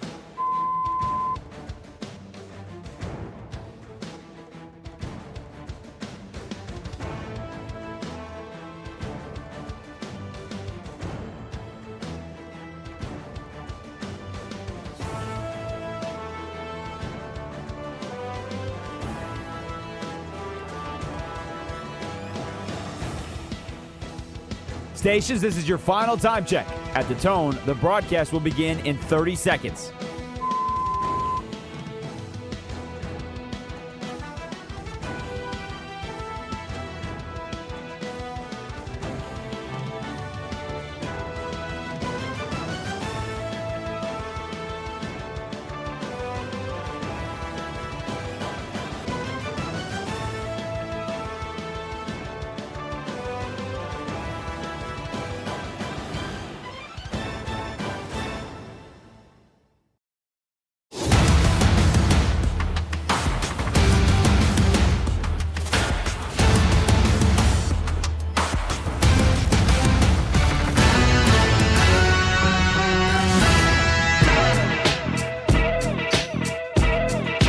This is Bleck and Abdalla on Westwood One Sports. Here's Chris Bleck and Adam Abdalla. Adam Silver, commissioner of the NBA, will propose to the Board of Governors the 3-2-1 anti-tanking proposal. This story was leaked. This tanking idea, this anti-tanking idea was reported by ESPN a couple weeks ago. The system is a 3-2-1 system, which essentially would penalize the three teams with the worst record in the NBA. It would give the three worst teams a lower percentage chance at winning the lottery, and the teams picking from 4 through 10 would have a better chance than those at the very bottom in an effort to curb the need for teams to be as bad as possible to increase their draft probability to winning the number one pick. 3-2-1. It's a bit confusing, but essentially it's you get less lotto balls if you are the three worst teams in the league. And that's the big push that the NBA wants to use, is they want to punish the very worst teams, but also somewhat the way I think teams will manipulate this is incentivize teams that are not good enough to be playoff teams to not necessarily try to push to the playoffs, because those teams, the teams 4 through 10, will have a better chance at the number one pick. Yeah. So if you're a team that's not going to make the playoffs and you're not the worst team in the league and you get into the final month of the season in March, why would you, if you have a comfortable lead where you know the bottom is far away from you, why would you try? Won't teams try and tank to just land in that soft spot, the landing zone of 4 through 10? Okay, well, moving forward, I like the idea as a concept. Like I like the idea as a concept of in sports of it's kind of relegation, but you're not really relegating the team. Right? Like the team isn't leaving the league. The players you're not docking the pay. You're not doing anything like that, right? Like you're not doing anything. My question is, if you're in the bottom 3 with 3 games left in the regular season, how am I going as a coach or as a front office going to go to players and say, hey, play harder so we're not in this bottom 3? Like, how is that going to work? Do you think players don't play hard? No, that's my point. Like, that's my point of this. Like, if you're in the bottom 3, how do you go to players and say, hey, guys, because we've seen this year, the teams that are picking in the bottom, that won the draft, the top 4 teams, made moves this season. I know the Wizards were just bad. Like, they're just a bad team. But the teams this season, most of them, made moves this year to tank. Well, I mean, yeah, the Wizards traded for 2 players that didn't play. Exactly. Anthony Davis and Trae Young. So how can you tell those players that of teams that are in the bottom 3 towards the end of the season, hey, you guys need to try a little bit harder so we're not in the bottom 3 at the end of the season? Like, this doesn't really solve the problem when it comes to telling the players to play harder, or tell the teams that are 4, 5, and 6, hey, you guys play harder so we don't fall in to the bottom 3. You know what I mean? Like, to me, that's the confusing part. I understand the concept of this. Yeah, right. You and I watch soccer. The EPL. We understand relegation. But this isn't relegation. It's not relegation, but it's the concept of relegation where the bottom 3 teams are getting punished rather than the others that are in the middle aren't being punished. The bottom 3 teams are being punished for being in the bottom 3. But how do you tell, but in relegation, there's incentive to play harder, so you're not in the bottom 3. You're bounced from the league. You're bounced. Yeah. Whereas there's really no punishment for the players that are in the bottom 3. No. It's punishment for the organization. It's punishment for the owners. It's punishment for the coach because you don't get a better player. It's that. But for the players that are on the roster, what do they care? Especially if they're not under contract moving forward. You're drafting their replacement. Yeah, I mean they don't care. I don't think it's necessarily players on teams at the end of the season that are bad who are refusing to play. I don't think that that's necessarily a problem. I think it's the concept of building your roster into a team that can't compete. That's the problem. This is more of a front office thing than it is a player thing to me. Now there are issues with players giving max effort throughout the full season, but usually those players are your best players who in the middle of the season are not going as hard as they could. And then we see the moment the playoffs start, and then all of a sudden the defense turns on and the NBA product is back to being fantastic. Yeah. So I think I get your point.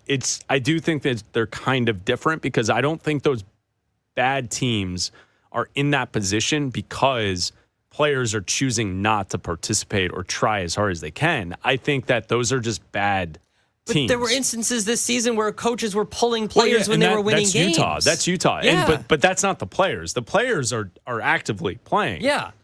So this is all. So the League of Board of Governors, they will hear this proposal later this month. So nothing is set in stone. Stephen A. Smith had the interview with Adam Silver yesterday on his radio show.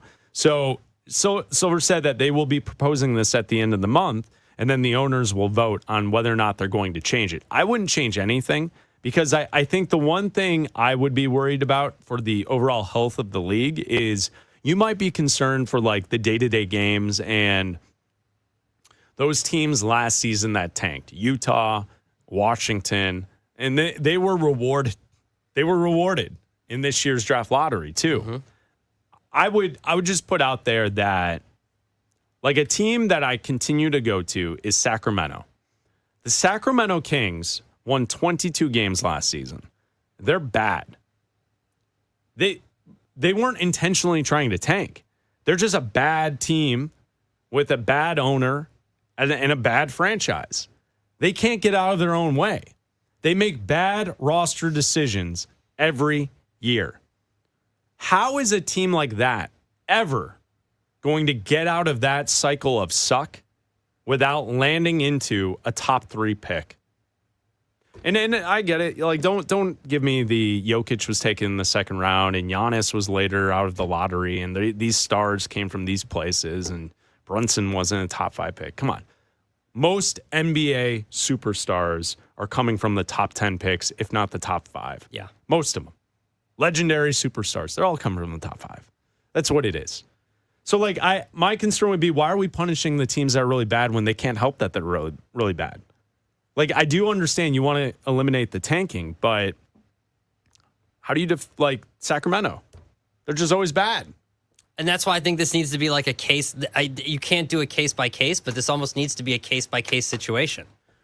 Bill Belichick wants to change the name of the Lombardi Trophy. Seriously. We'll hear from Bill coming up next. This is Westwood One Sports.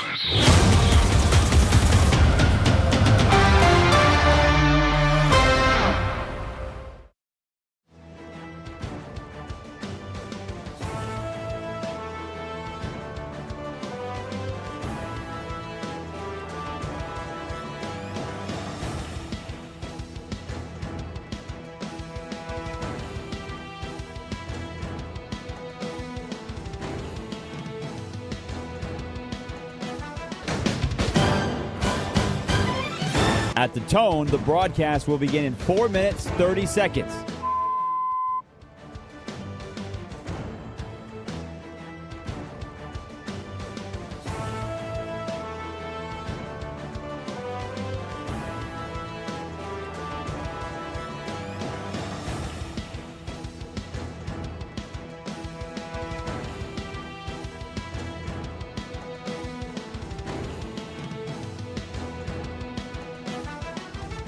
At the tone, the broadcast will begin in 4 minutes.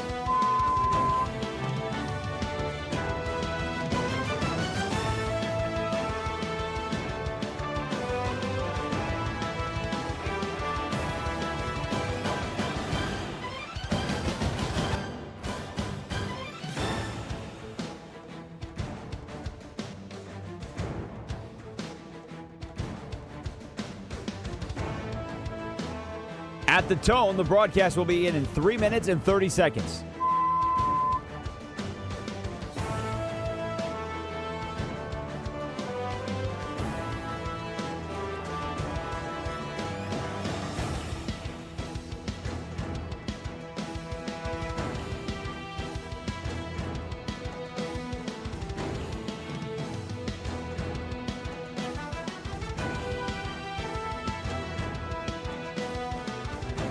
At the tone, the broadcast will begin in 3 minutes.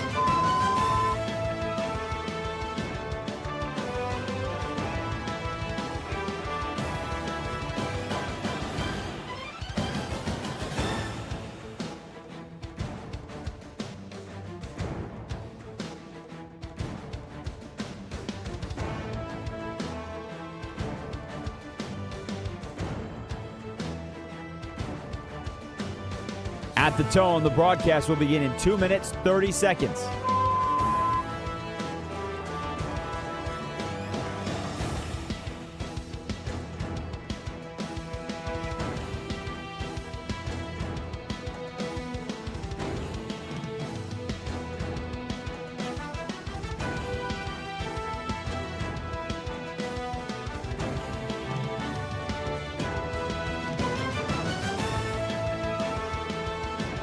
At the tone, the broadcast will begin in 2 minutes.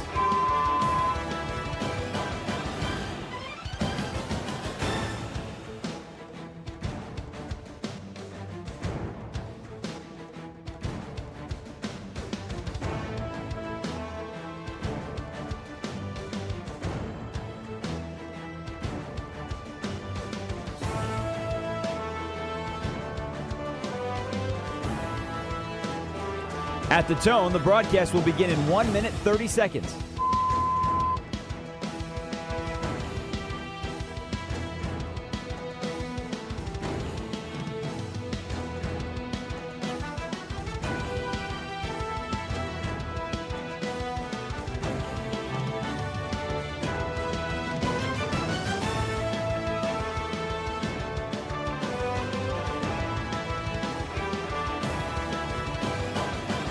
At the tone, the broadcast will begin in 1 minute.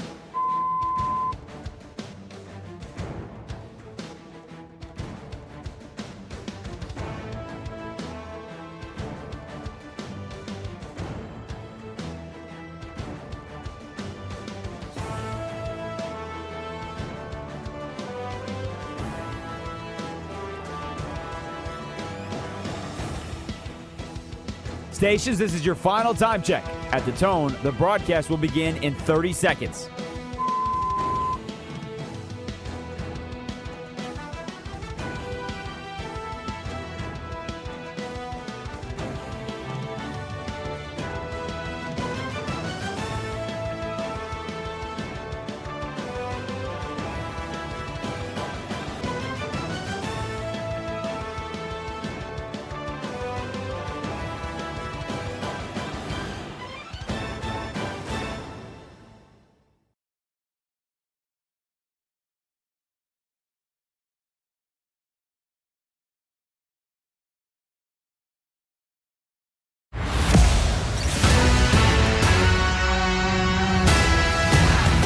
This is Bleck and Abdalla on Westwood One Sports.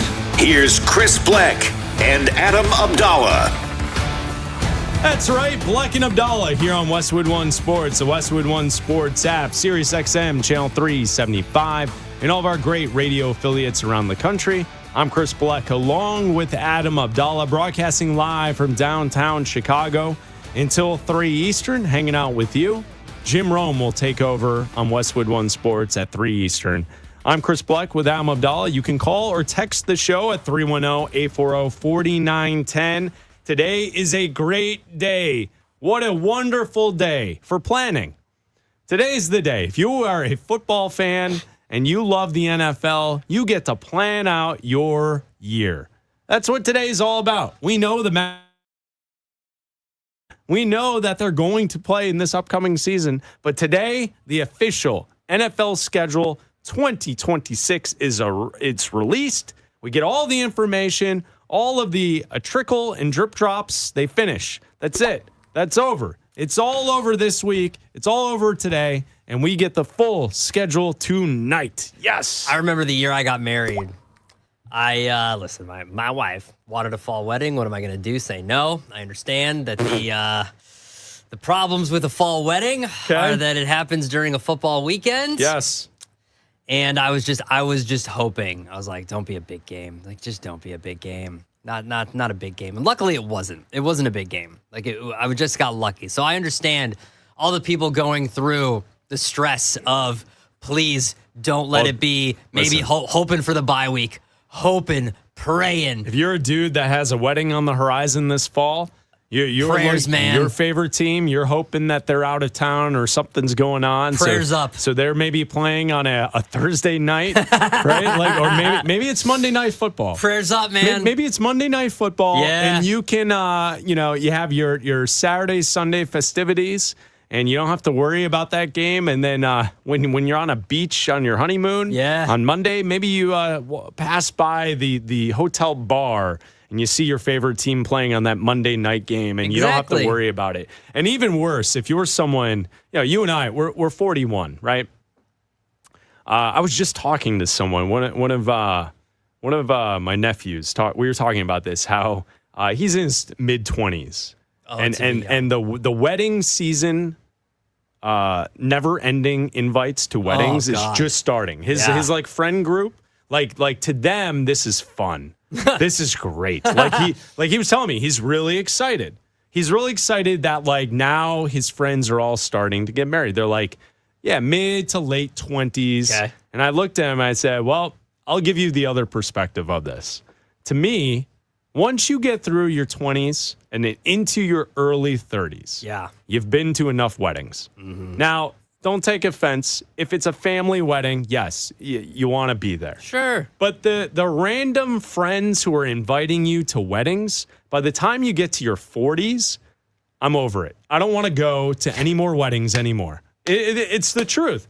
Do you disagree with that? Like, I've been to enough weddings. I get the point. Good friends, yes. Yeah, good friends and family. I get it. But when you get to the age that the weddings start to like taper off, and then you don't have any, like, I don't have a single wedding on the planner. No, we have nothing on the horizon. No, and haven't had. It is great. Yeah, it is awesome. Yeah, because like at the start it's fun.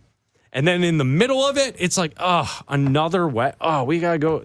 Her? We got to go to her wedding?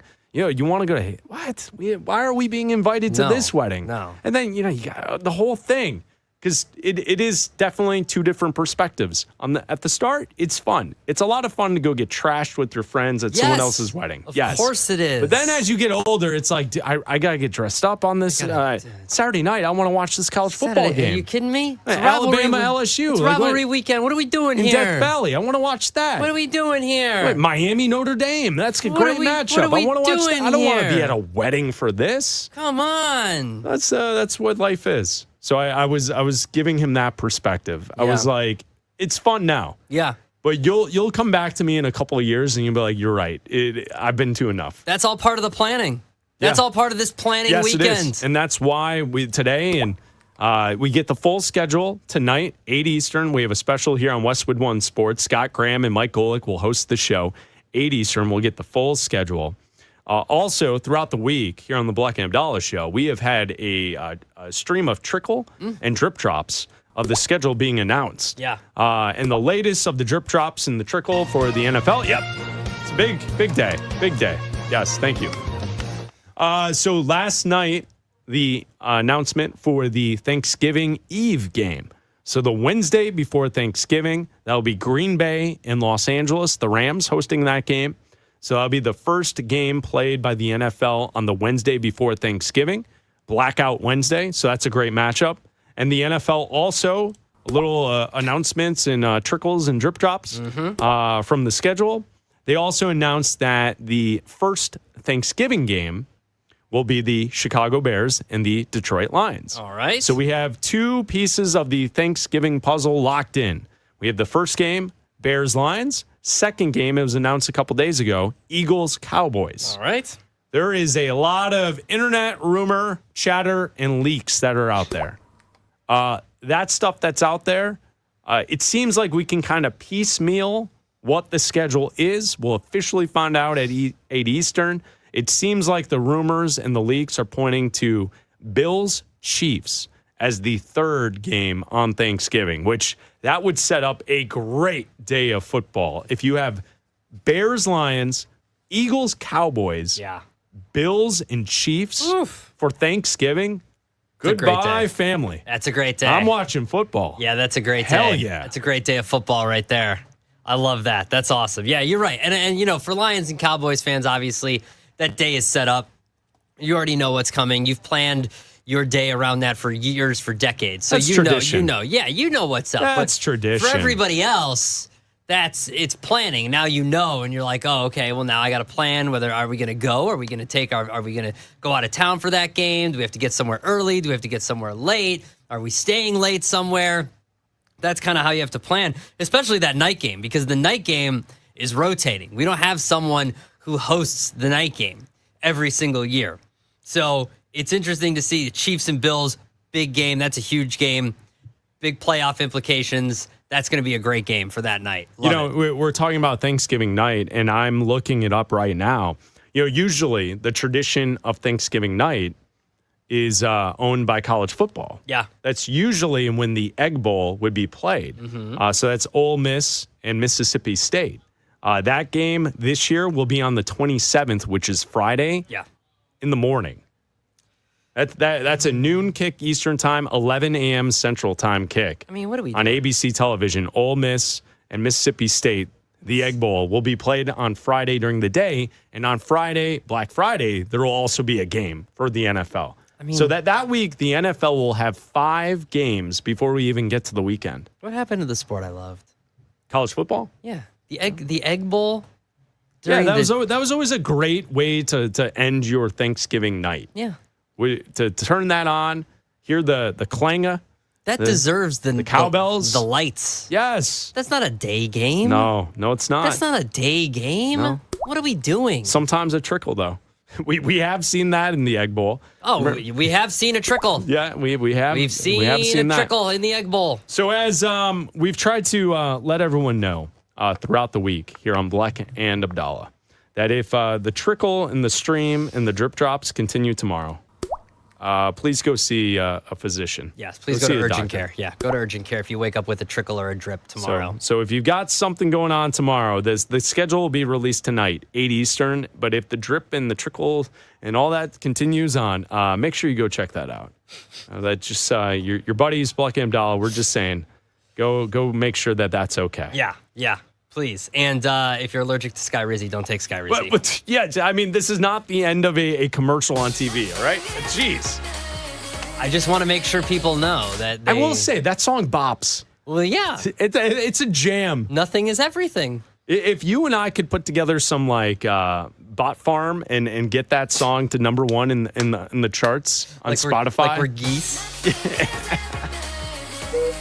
I mean, when you're watching TV and you hear the Skyrizi ad come on, it's a good ad. Yeah, absolutely. It moves. I'm like, what is this affliction? I don't want it, but I'm sure I hope the people that have it enjoy this music and they get the help that they need from Skyrizi. And I hope that they're not allergic to Skyrizi. They look so happy. And that's what they say in the commercial. If you're allergic to Skyrizi, don't take Skyrizi.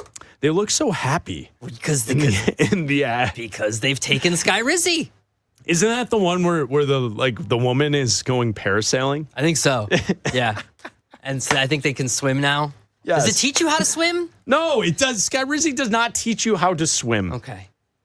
Does it teach you how to fly? No. Is that why she's parasailing? No. I think she's happy just being herself. Oh, okay. I don't even know what it. I What think Skyrizi does? It's like it's skin stuff. Oh, Sky Rizzy? I think it helps out with your skin. I think that's what it is. Sky Rizzy. Yeah, Sky Rizzy. Rizm Kism Mariza. Yes. Hey, Doesn't it have to do with your skin? Mad props to you if you can pronounce the actual technical name of Sky Rizzy that I just sent to you. I just did. On the Rizm first shot. Kism First Rizza. shot. No, the you whole just did it. part.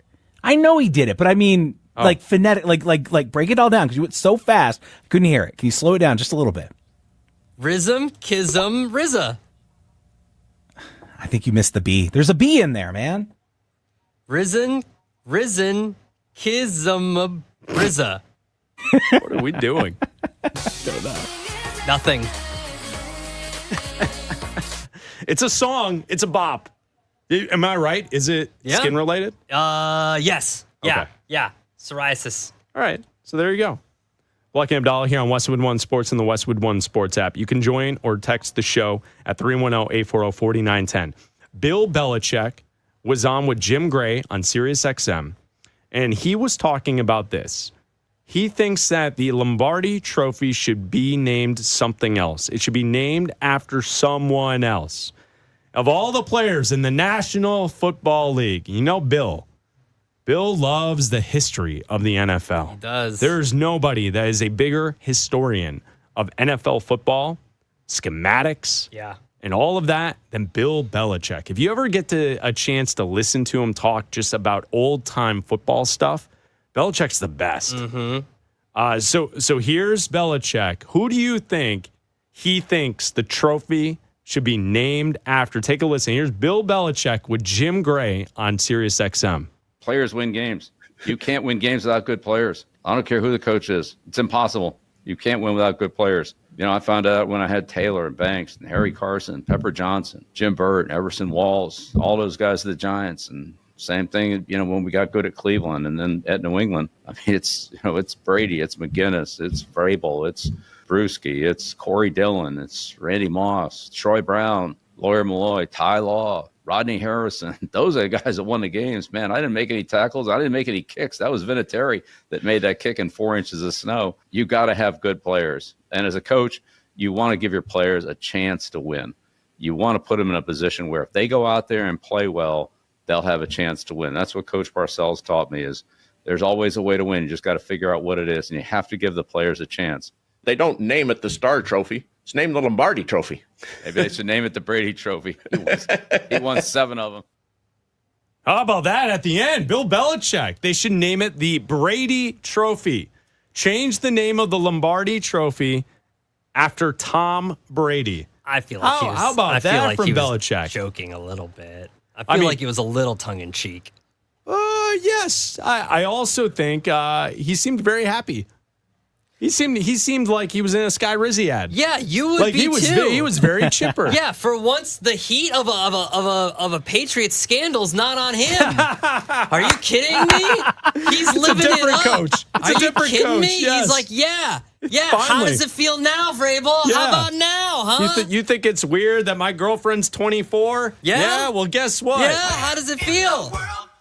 Mike Vrabel and Diana Rossini. He's fine. The heat's off of him for once with a coach scandal. Am I wrong? Didn't Belichick sound very jovial and fun there? I mean, he sounded like he was enjoying the conversation with Jim Gray. He probably is. He's talking ball. He's talking NFL history.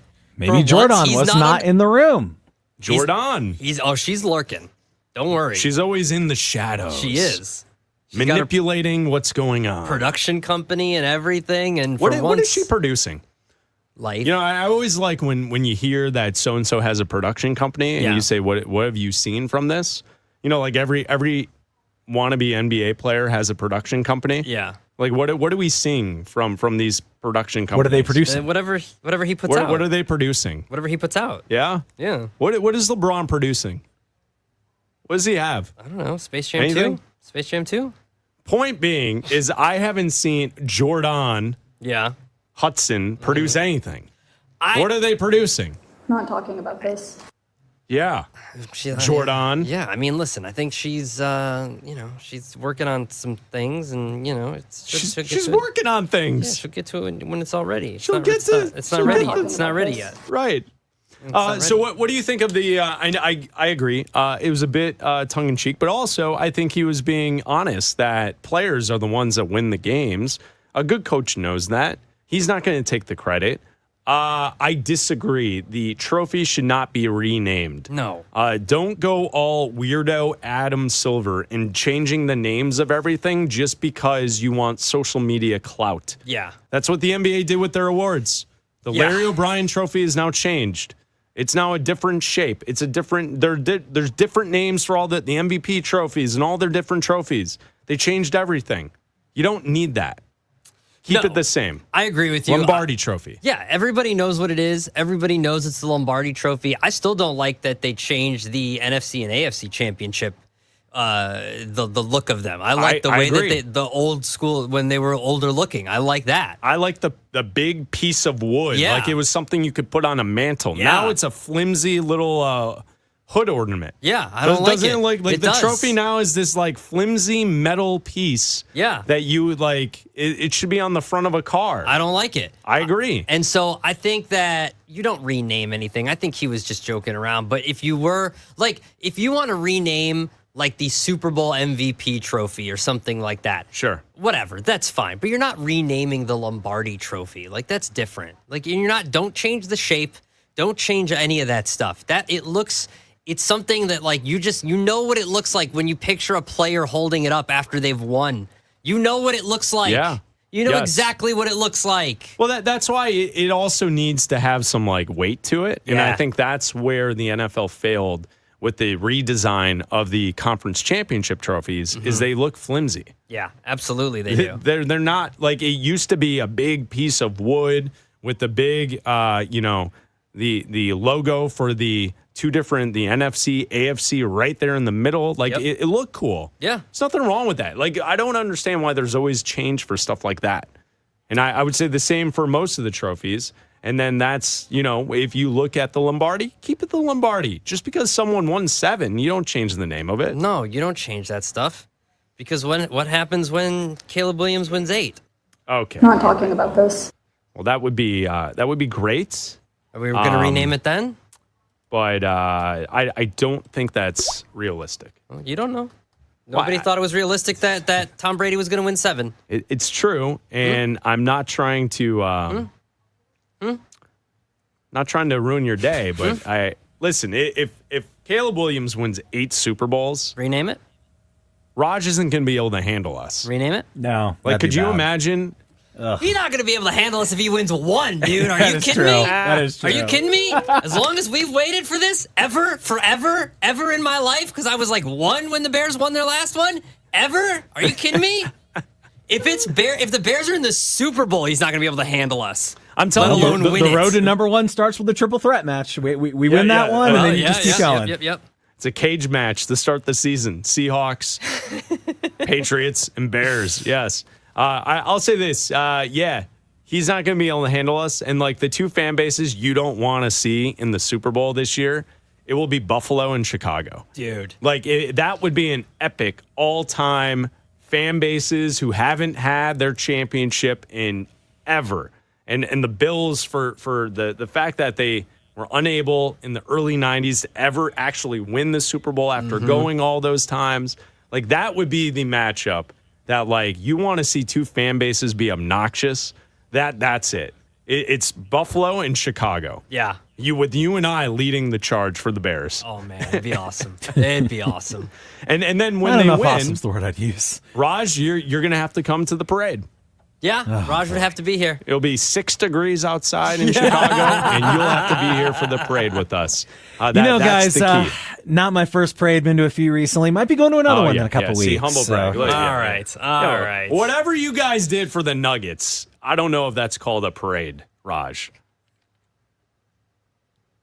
Silence, because he knows. How about that? He knows. Silence. He knows. I guess I'm confused by the question. Did you take a lap through Lodo? Is that what they call it? No, it wasn't near Lodo. No, it was up near Civic Center Park. They had to bring tanks to protect Jokic and Jamal's float. There were tanks. Sure. Tanks. Yeah. Tanks. Bleck Abdalla here on Westwood One Sports. and the Westwood One Sports app, hanging out with you. If you want to join the show, you can call us at 310-840-4910.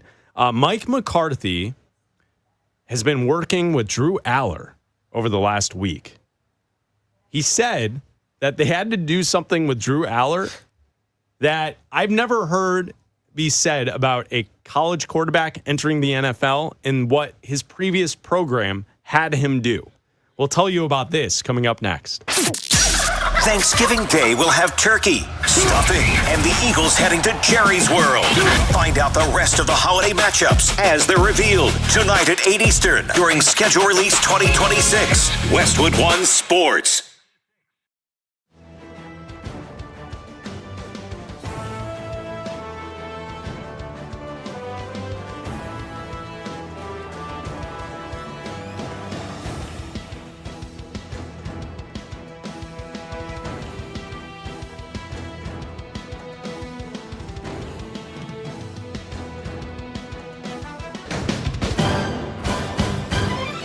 At the tone, the broadcast will begin in 4 minutes, 30 seconds.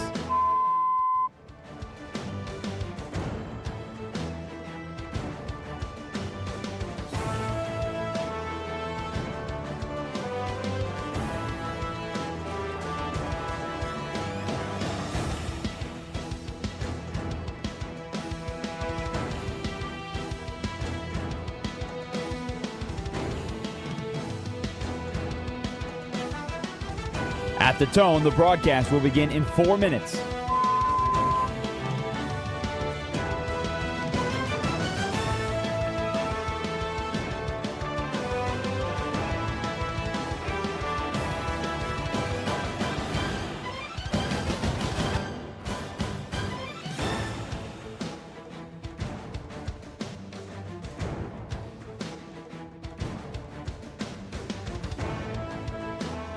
At the tone, the broadcast will begin in 3 minutes and 30 seconds.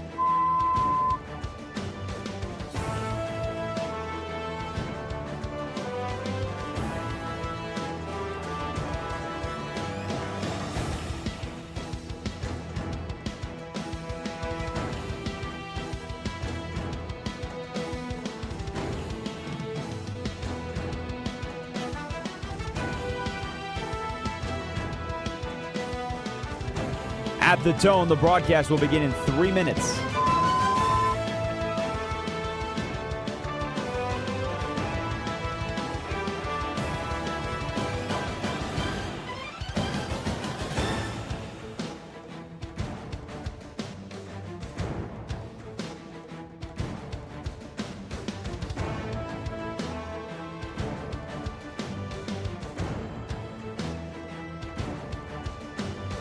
At the tone, the broadcast will begin in 2 minutes, 30 seconds.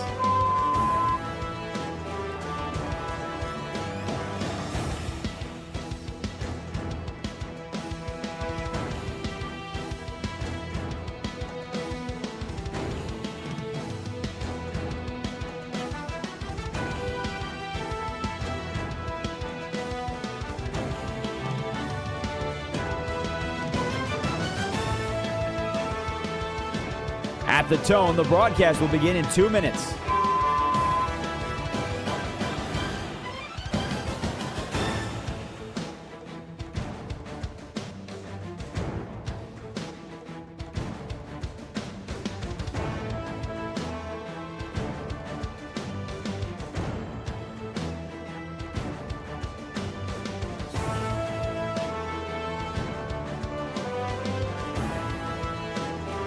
At the tone, the broadcast will begin in 1 minute, 30 seconds.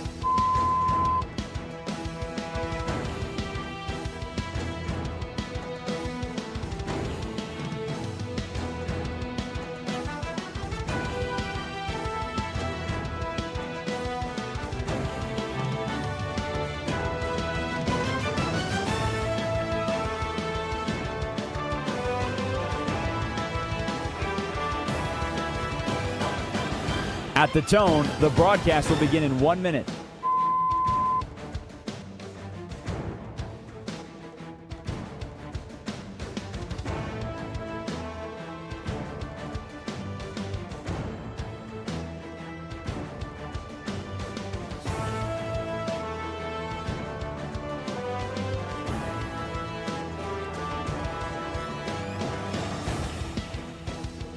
Stations, this is your final time check. At the tone, the broadcast will begin in 30 seconds.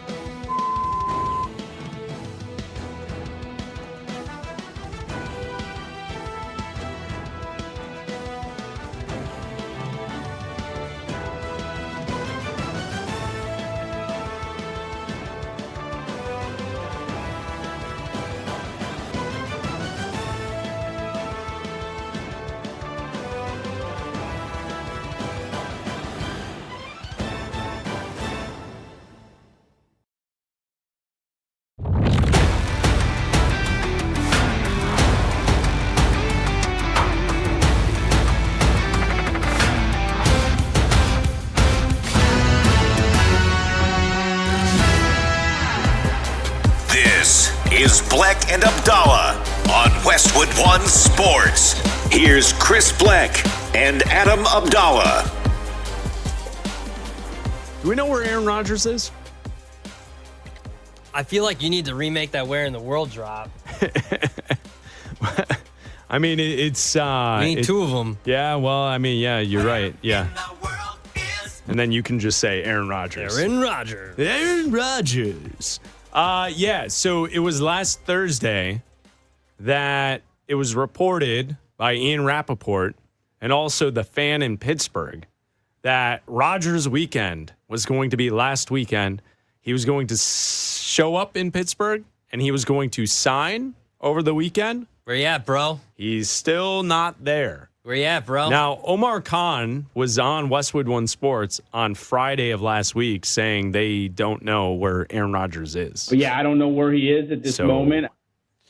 Shout out to Chris Mack for getting Omar Khan on Westwood One Sports, saying that he didn't know where Aaron Rodgers is, which looks to be the case, since Aaron Rodgers is still not in Pittsburgh. Is he in Pittsburgh and he's just like hanging out in a hotel? Is he like... Did he get an Airbnb at this point? Like there were loose rumblings. Does he still have his like that he was in town, but he's staying away from the facility from where he was last year? Like how is this working? I don't know. Like the NFL schedule, we'll find out when we find out, right? Like at some point, he's got to tell the Steelers whether or not he's playing. It looks I think he's going to play. It looks like from the loose drips and the drops. Easy. That I have been collecting. You got your hands out? Yeah, as you can see. You're standing underneath? I'm collecting these drips and these drops. Okay. It seems like the NFL thinks that he's going to be there.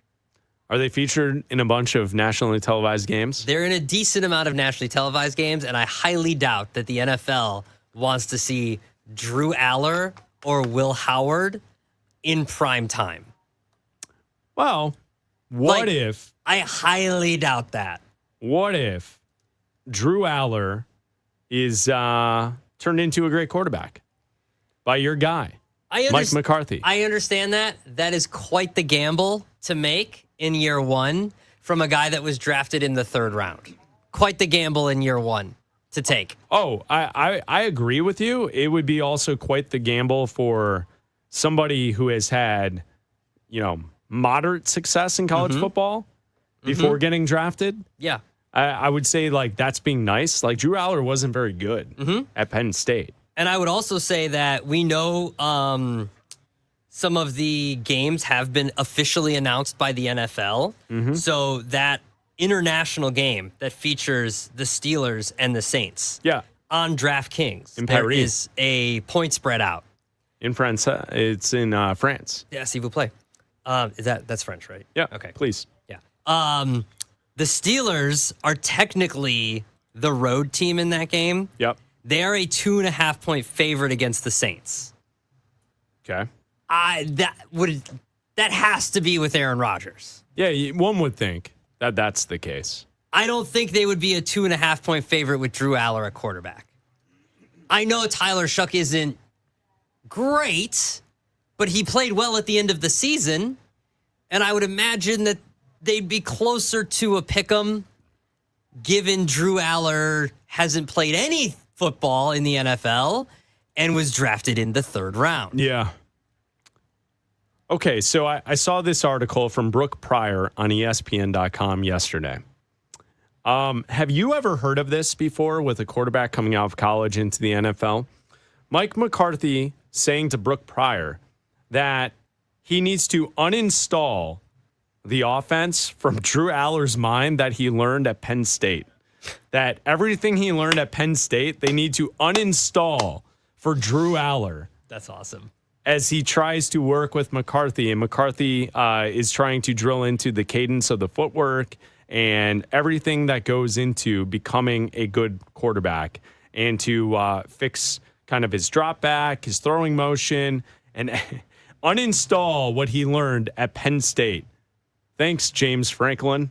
Thanks for nothing for the time Drew Aller had at Penn State. And I know Franklin was fired, but for the majority of that, Franklin was there. Yeah. Well, look, you see it all the time. These quarterbacks come out of college, and what's the videos that you see on social media? Clap. Clap. Give me your hard count. Clap. Clap. Or maybe the fake clap and then the real clap, right? Yeah. To get the play started. Yeah. So there's a lot of teaching that has to happen. You rarely hear a coach be that honest that we have to basically Men in Black flash screen a quarterback to forget everything that he's learned from college and completely reteach him. And what better place to do it than the Mike McCarthy School of Quarterbacking? Exactly. Right? And that's why, Mike McCarthy's on the record over the rookie minicamp talking about how he has a quarterback school. Mm-hmm. And this is something that he prides himself in. And, quite honestly, the other night, I was up late at night watching TV. And, once again, another infomercial comes on the TV, and boom, there's Mike McCarthy. Take a listen. Attention, young quarterbacks. Do you want to master the position like Aaron Rodgers? Those quarterback school hours were invaluable to my success. Learn to pick apart defenses like Dak Prescott? He always discusses calming my feet down, tying the routes with the feet and the timing of that. So that's a huge foundation to now the way that I play this game. And I credit Mike for. Study directly from the quarterback whisperer who developed both. There's two ways of playing quarterback. Obviously in the pocket and out of the pocket. So everything we do in training quarterbacks that starts at quarterback school is we train them in the pocket and out of the pocket. It's Mike McCarthy's QB school. Hands-on training from the Pittsburgh Steelers coach with identical credentials to New York Giants coach John Harbaugh. DM at Adam A. Abdalla to register now. Space is limited. 3 quarterbacks is the normal. 4 would be awesome. Super Bowl champion Mike McCarthy's QB school, where you can become a rock star.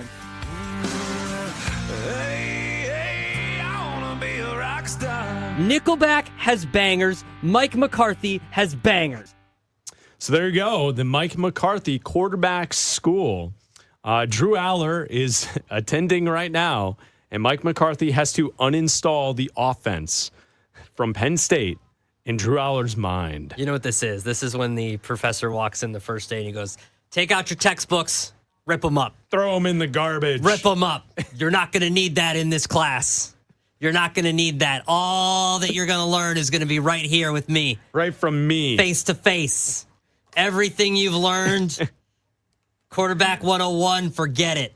Forget it. You're going to learn right here from me.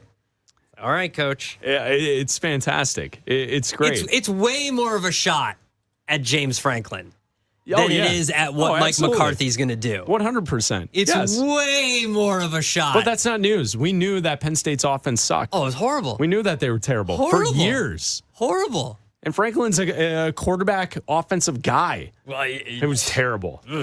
Bleck Abdalla here on Westwood One Sports. Ray in Chicago. You're on with Bleck Abdalla. What's up, Ray?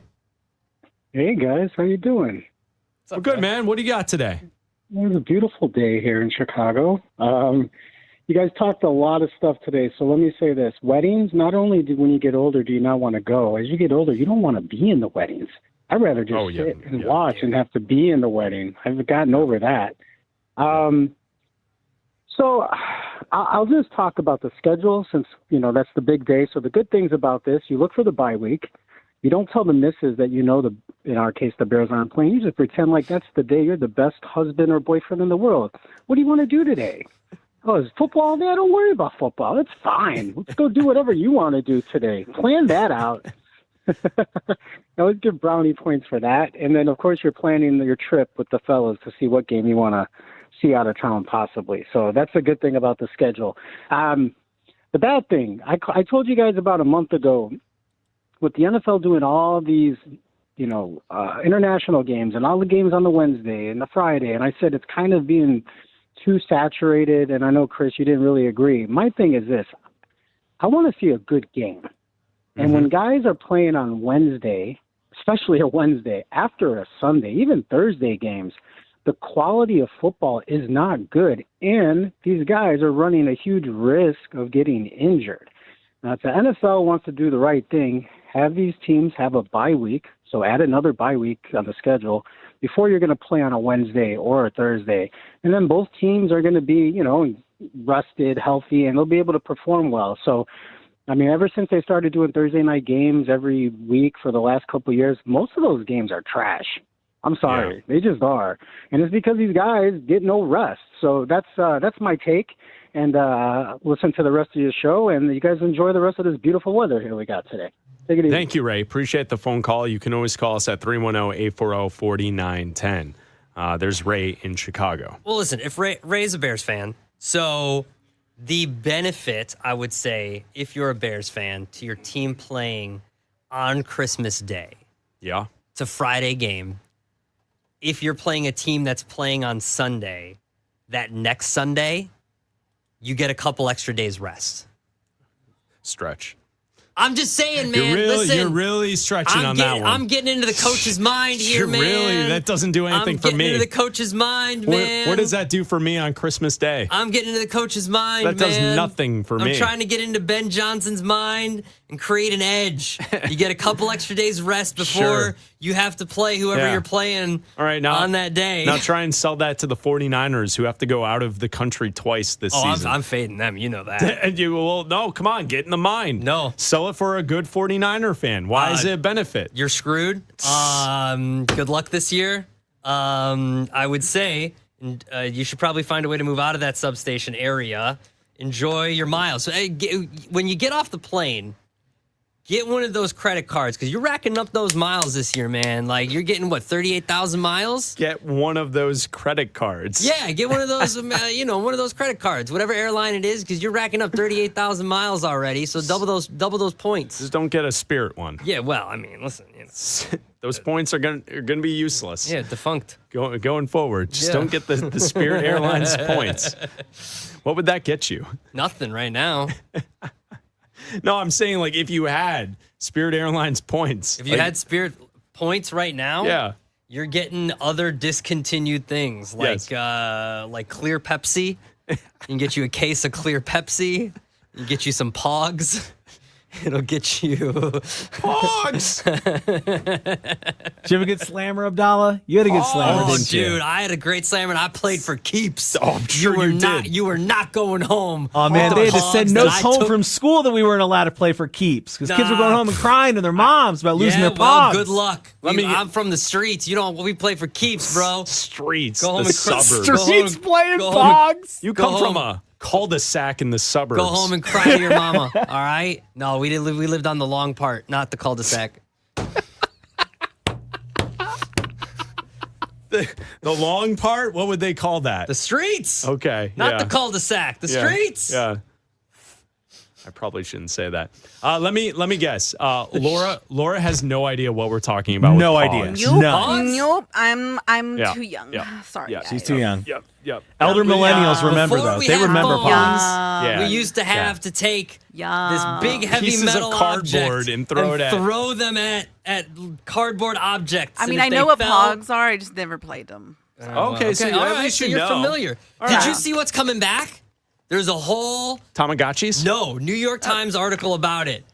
The hacky sack is coming back. Yes, Oh, really? Yes, because Gen Z is looking for. Because they're trying to touch grass. They're trying to touch grass and look for IRL experiences. In real life. In real life experiences. In real life they're actually experiences. taking classes about dear how to God. experience things in real life and scheduling. Get this. They're scheduling parties, IRL parties, where they put the phone away. Also, Chris, we used to call those parties. We used to call those things parties where you just, I don't know, talk to people. Yeah. And so part of these things are hacky sacks. And a hacky sack, for those of you that don't know, is a little pouch filled with like beans or beads or whatever. And you would kick it amongst a circle of friends. They're beads. Beads, some of them had beans in it. I don't think they're beans. Some of them used to have beans in it. I think they're beads. Yeah, sand or beans or whatever. And apparently they're really hard to find these days. Because everybody wants one, and you have like a circle of people, and you try to keep it from hitting the ground. Yes. Yeah, and they're making a comeback. They're making I'm it. just So glad if you for have an old everybody hacky on sack- YouTube that was able to see Chris Bleck's facial expression when he said "touch grass." Funniest thing I've seen today. Yeah. Listen, man. I mean, it's. I'm telling you, the kids. IRL, man. Go outside and walk around. Nope. Look around. No, once you in a while. gotta have a party for that. You gotta schedule that. Not everything has in to be your time. Nope. You don't have to announce everything. No, just you have do to. it. You have to take a class to learn how to do that, and you have to schedule time away from your phone in order to do that. You got to have a party and an IRL party to put your phone away to have an IRL party. That's so why you it can helps talk we're to getting the people. NFL dates tonight, so we can add those to our calendar, knowing we can schedule this time around it. You just nailed it, Exactly. Bleck Abdalla is sponsored by Progressive Insurance, protecting your business vehicles 24/7. See if you can save at progressivecommercial.com. Which quarterback on a rookie contract is the best in the NFL? We'll tell you next. AFC West rivals kick off the season on Monday night when the Broncos visit the Chiefs. Will Bo Nix and Patrick Mahomes be ready? We're breaking down the entire NFL schedule the moment it drops. Tonight at 8 Eastern during Schedule Release 2026. Westwood One Sports.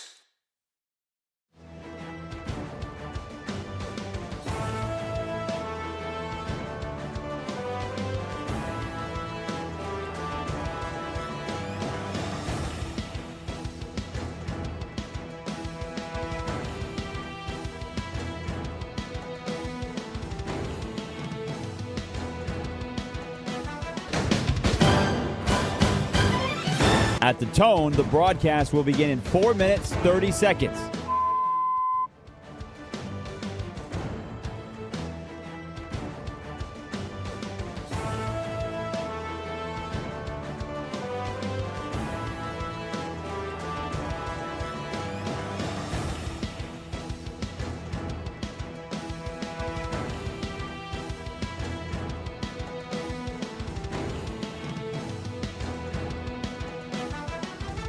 At the tone, the broadcast will begin in 4 minutes.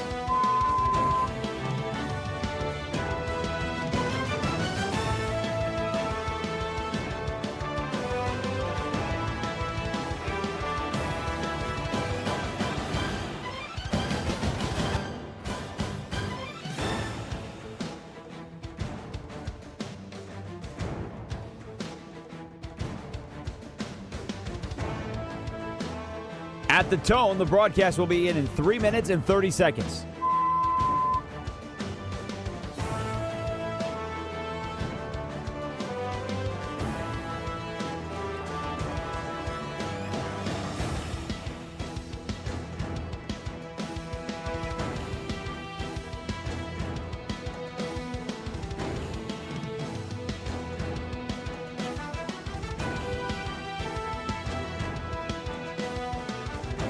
At the tone, the broadcast will begin in 3 minutes.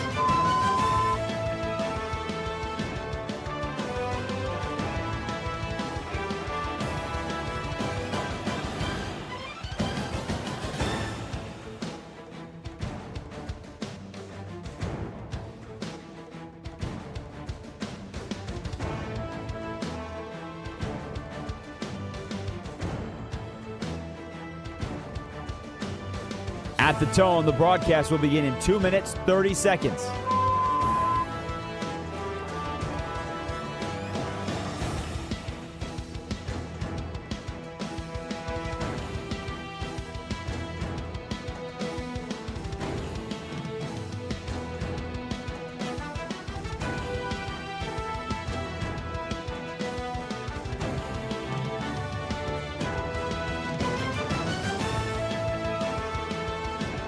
At the tone, the broadcast will begin in 2 minutes.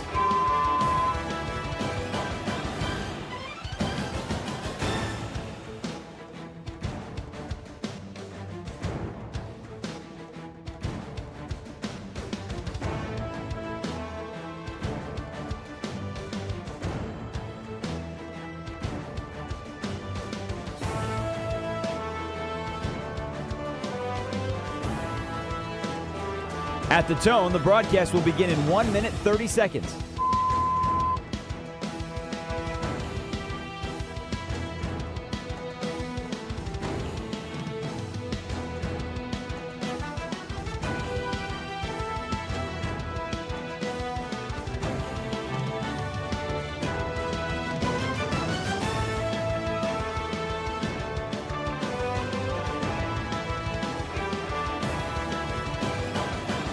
At the tone, the broadcast will begin in 1 minute.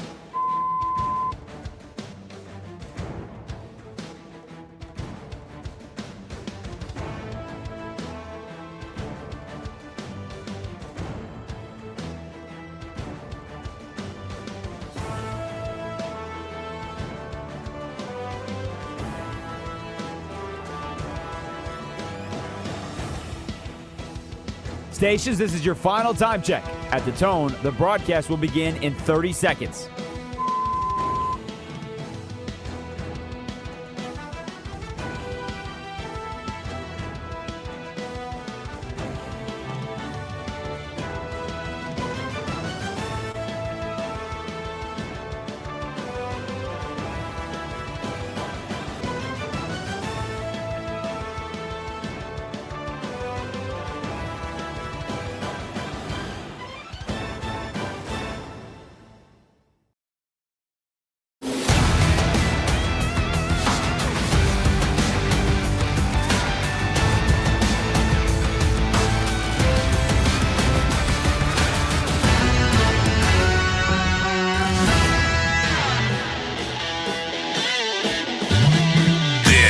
Is Bleck and Abdalla on Westwood One Sports. Here's Chris Bleck and Adam Abdalla. Check out the podcast on Apple and Spotify, and also like and subscribe to our YouTube channel, Bleck and Abdalla Show. The stream's up there each and every day, and new content posted daily on the YouTube channel, Bleck and Abdalla Show. Like and subscribe on YouTube. Thank you to Raj and Laura for producing today's show. Jim Rome and the Jim Rome Show is coming up next in about 12 minutes right here on Westwood One Sports. And don't forget that we are the home of the NFL, Westwood One Sports. And tonight, at 8 Eastern, we have a special presentation, NFL Schedule Release 26, hosted by Scott Graham and Mike Golick. Will announce and break down the NFL schedule. Super Bowl champion Seahawks defensive lineman Leonard Williams will join the show tonight, 8 Eastern, right here on Westwood One Sports. We'll have all the coverage this evening, 8 Eastern.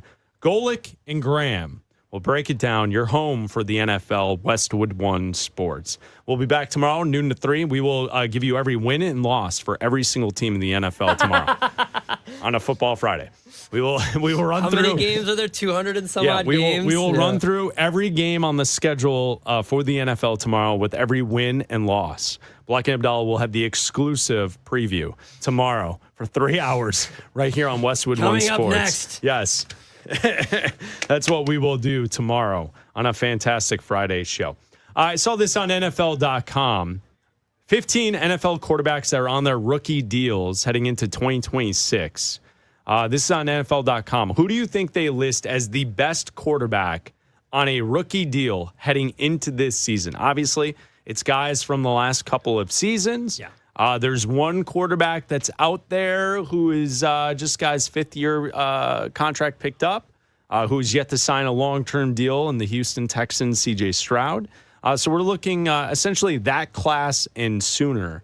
Who is the best quarterback per NFL.com still on a rookie contract? It's easily Drake May. I mean, he was an MVP candidate last year. He lost the MVP by just a few votes. I mean, the guy had, only a few interceptions last year. He had 8 interceptions. The guy threw 31 touchdowns. I think the only reason he lost is because he took 46 sacks was the reason that he probably lost the MVP to Matthew Stafford. Matthew Stafford had more touchdowns. I think he had more interceptions too, but it was the sack numbers that really separated the two of them. So it's obviously Drake May. Like, he's separated himself from this rookie class that he was in, or second-year class that he was in, and obviously anybody on a rookie deal that's still on their rookie deal for sure. Yeah, so the list on NFL.com, Abdalla's right. Drake May is number 1. Number 2, Caleb Williams. Number 3, Jaden Daniels. Number 4, Bo Nix. And number 5, C.J. Stroud. Okay, I can see that. If you take those 5 quarterbacks and you're building towards the future, Stroud is last, right? Whew. I think most people would still take Nix and take Jaden Daniels for sure over C.J. Stroud. Yeah, I don't even think it's a conversation with Drake May and Caleb Williams. No. That's obvious. Yeah, Drake May and Caleb Williams are 1-2 for sure.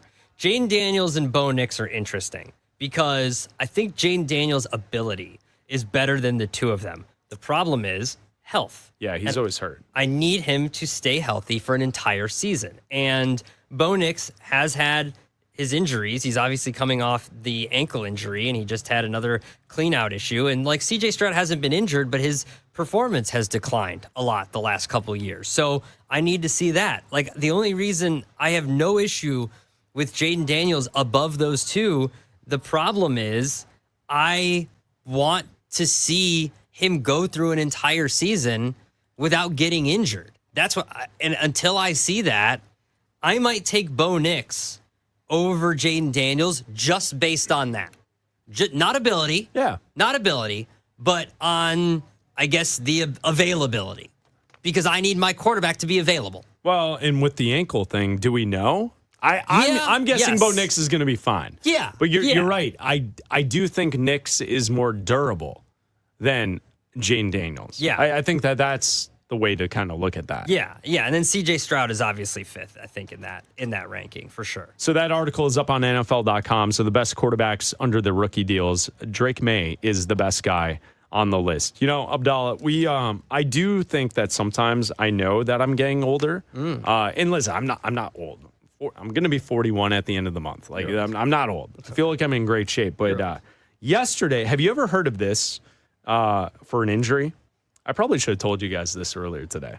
I think I injured myself making pasta last night. Okay. Yeah. Like by hand? Like No, my hands are good. No cuts, nothing like chopping. No, there's no like issues. When you're rolling out the... No, I didn't actually make the pasta. Oh. I think I pulled my pec muscle. Oh my God. Lifting the pot of water off of the stove to pour out the boiling water. Were you making pasta for 100 or how much were you lifting? It was the lift and pull, and I felt it tweak. You're old. And it is hurt, and any move. I thought you lifted, bro. Wow. I know, but you can't. Sometimes a muscle pull is a muscle pull. It just happens. I thought you were just making fun of me. You were just saying, don't make fun of C.J. Stroud for the weights he's lifting. Oh. No, I know. I agree. But I'm telling you, I was cooking dinner, and I go to pick up the pot, and I pulled my pec muscle. Can you still swing a golf club? I don't know. We'll have to find out. But it is sore today. Playing hurt. You've heard of stories of professional athletes who are out injury because of something stupid at home. Yeah, I'm not an with athlete. Their kids doing something like that. I got hurt trying to make dinner. Well, that'll happen. I mean, it's rough. I mean, it's tough. Yeah. Jim Rome and the Jim Rome Show is coming up next. This is Westwood One Sports.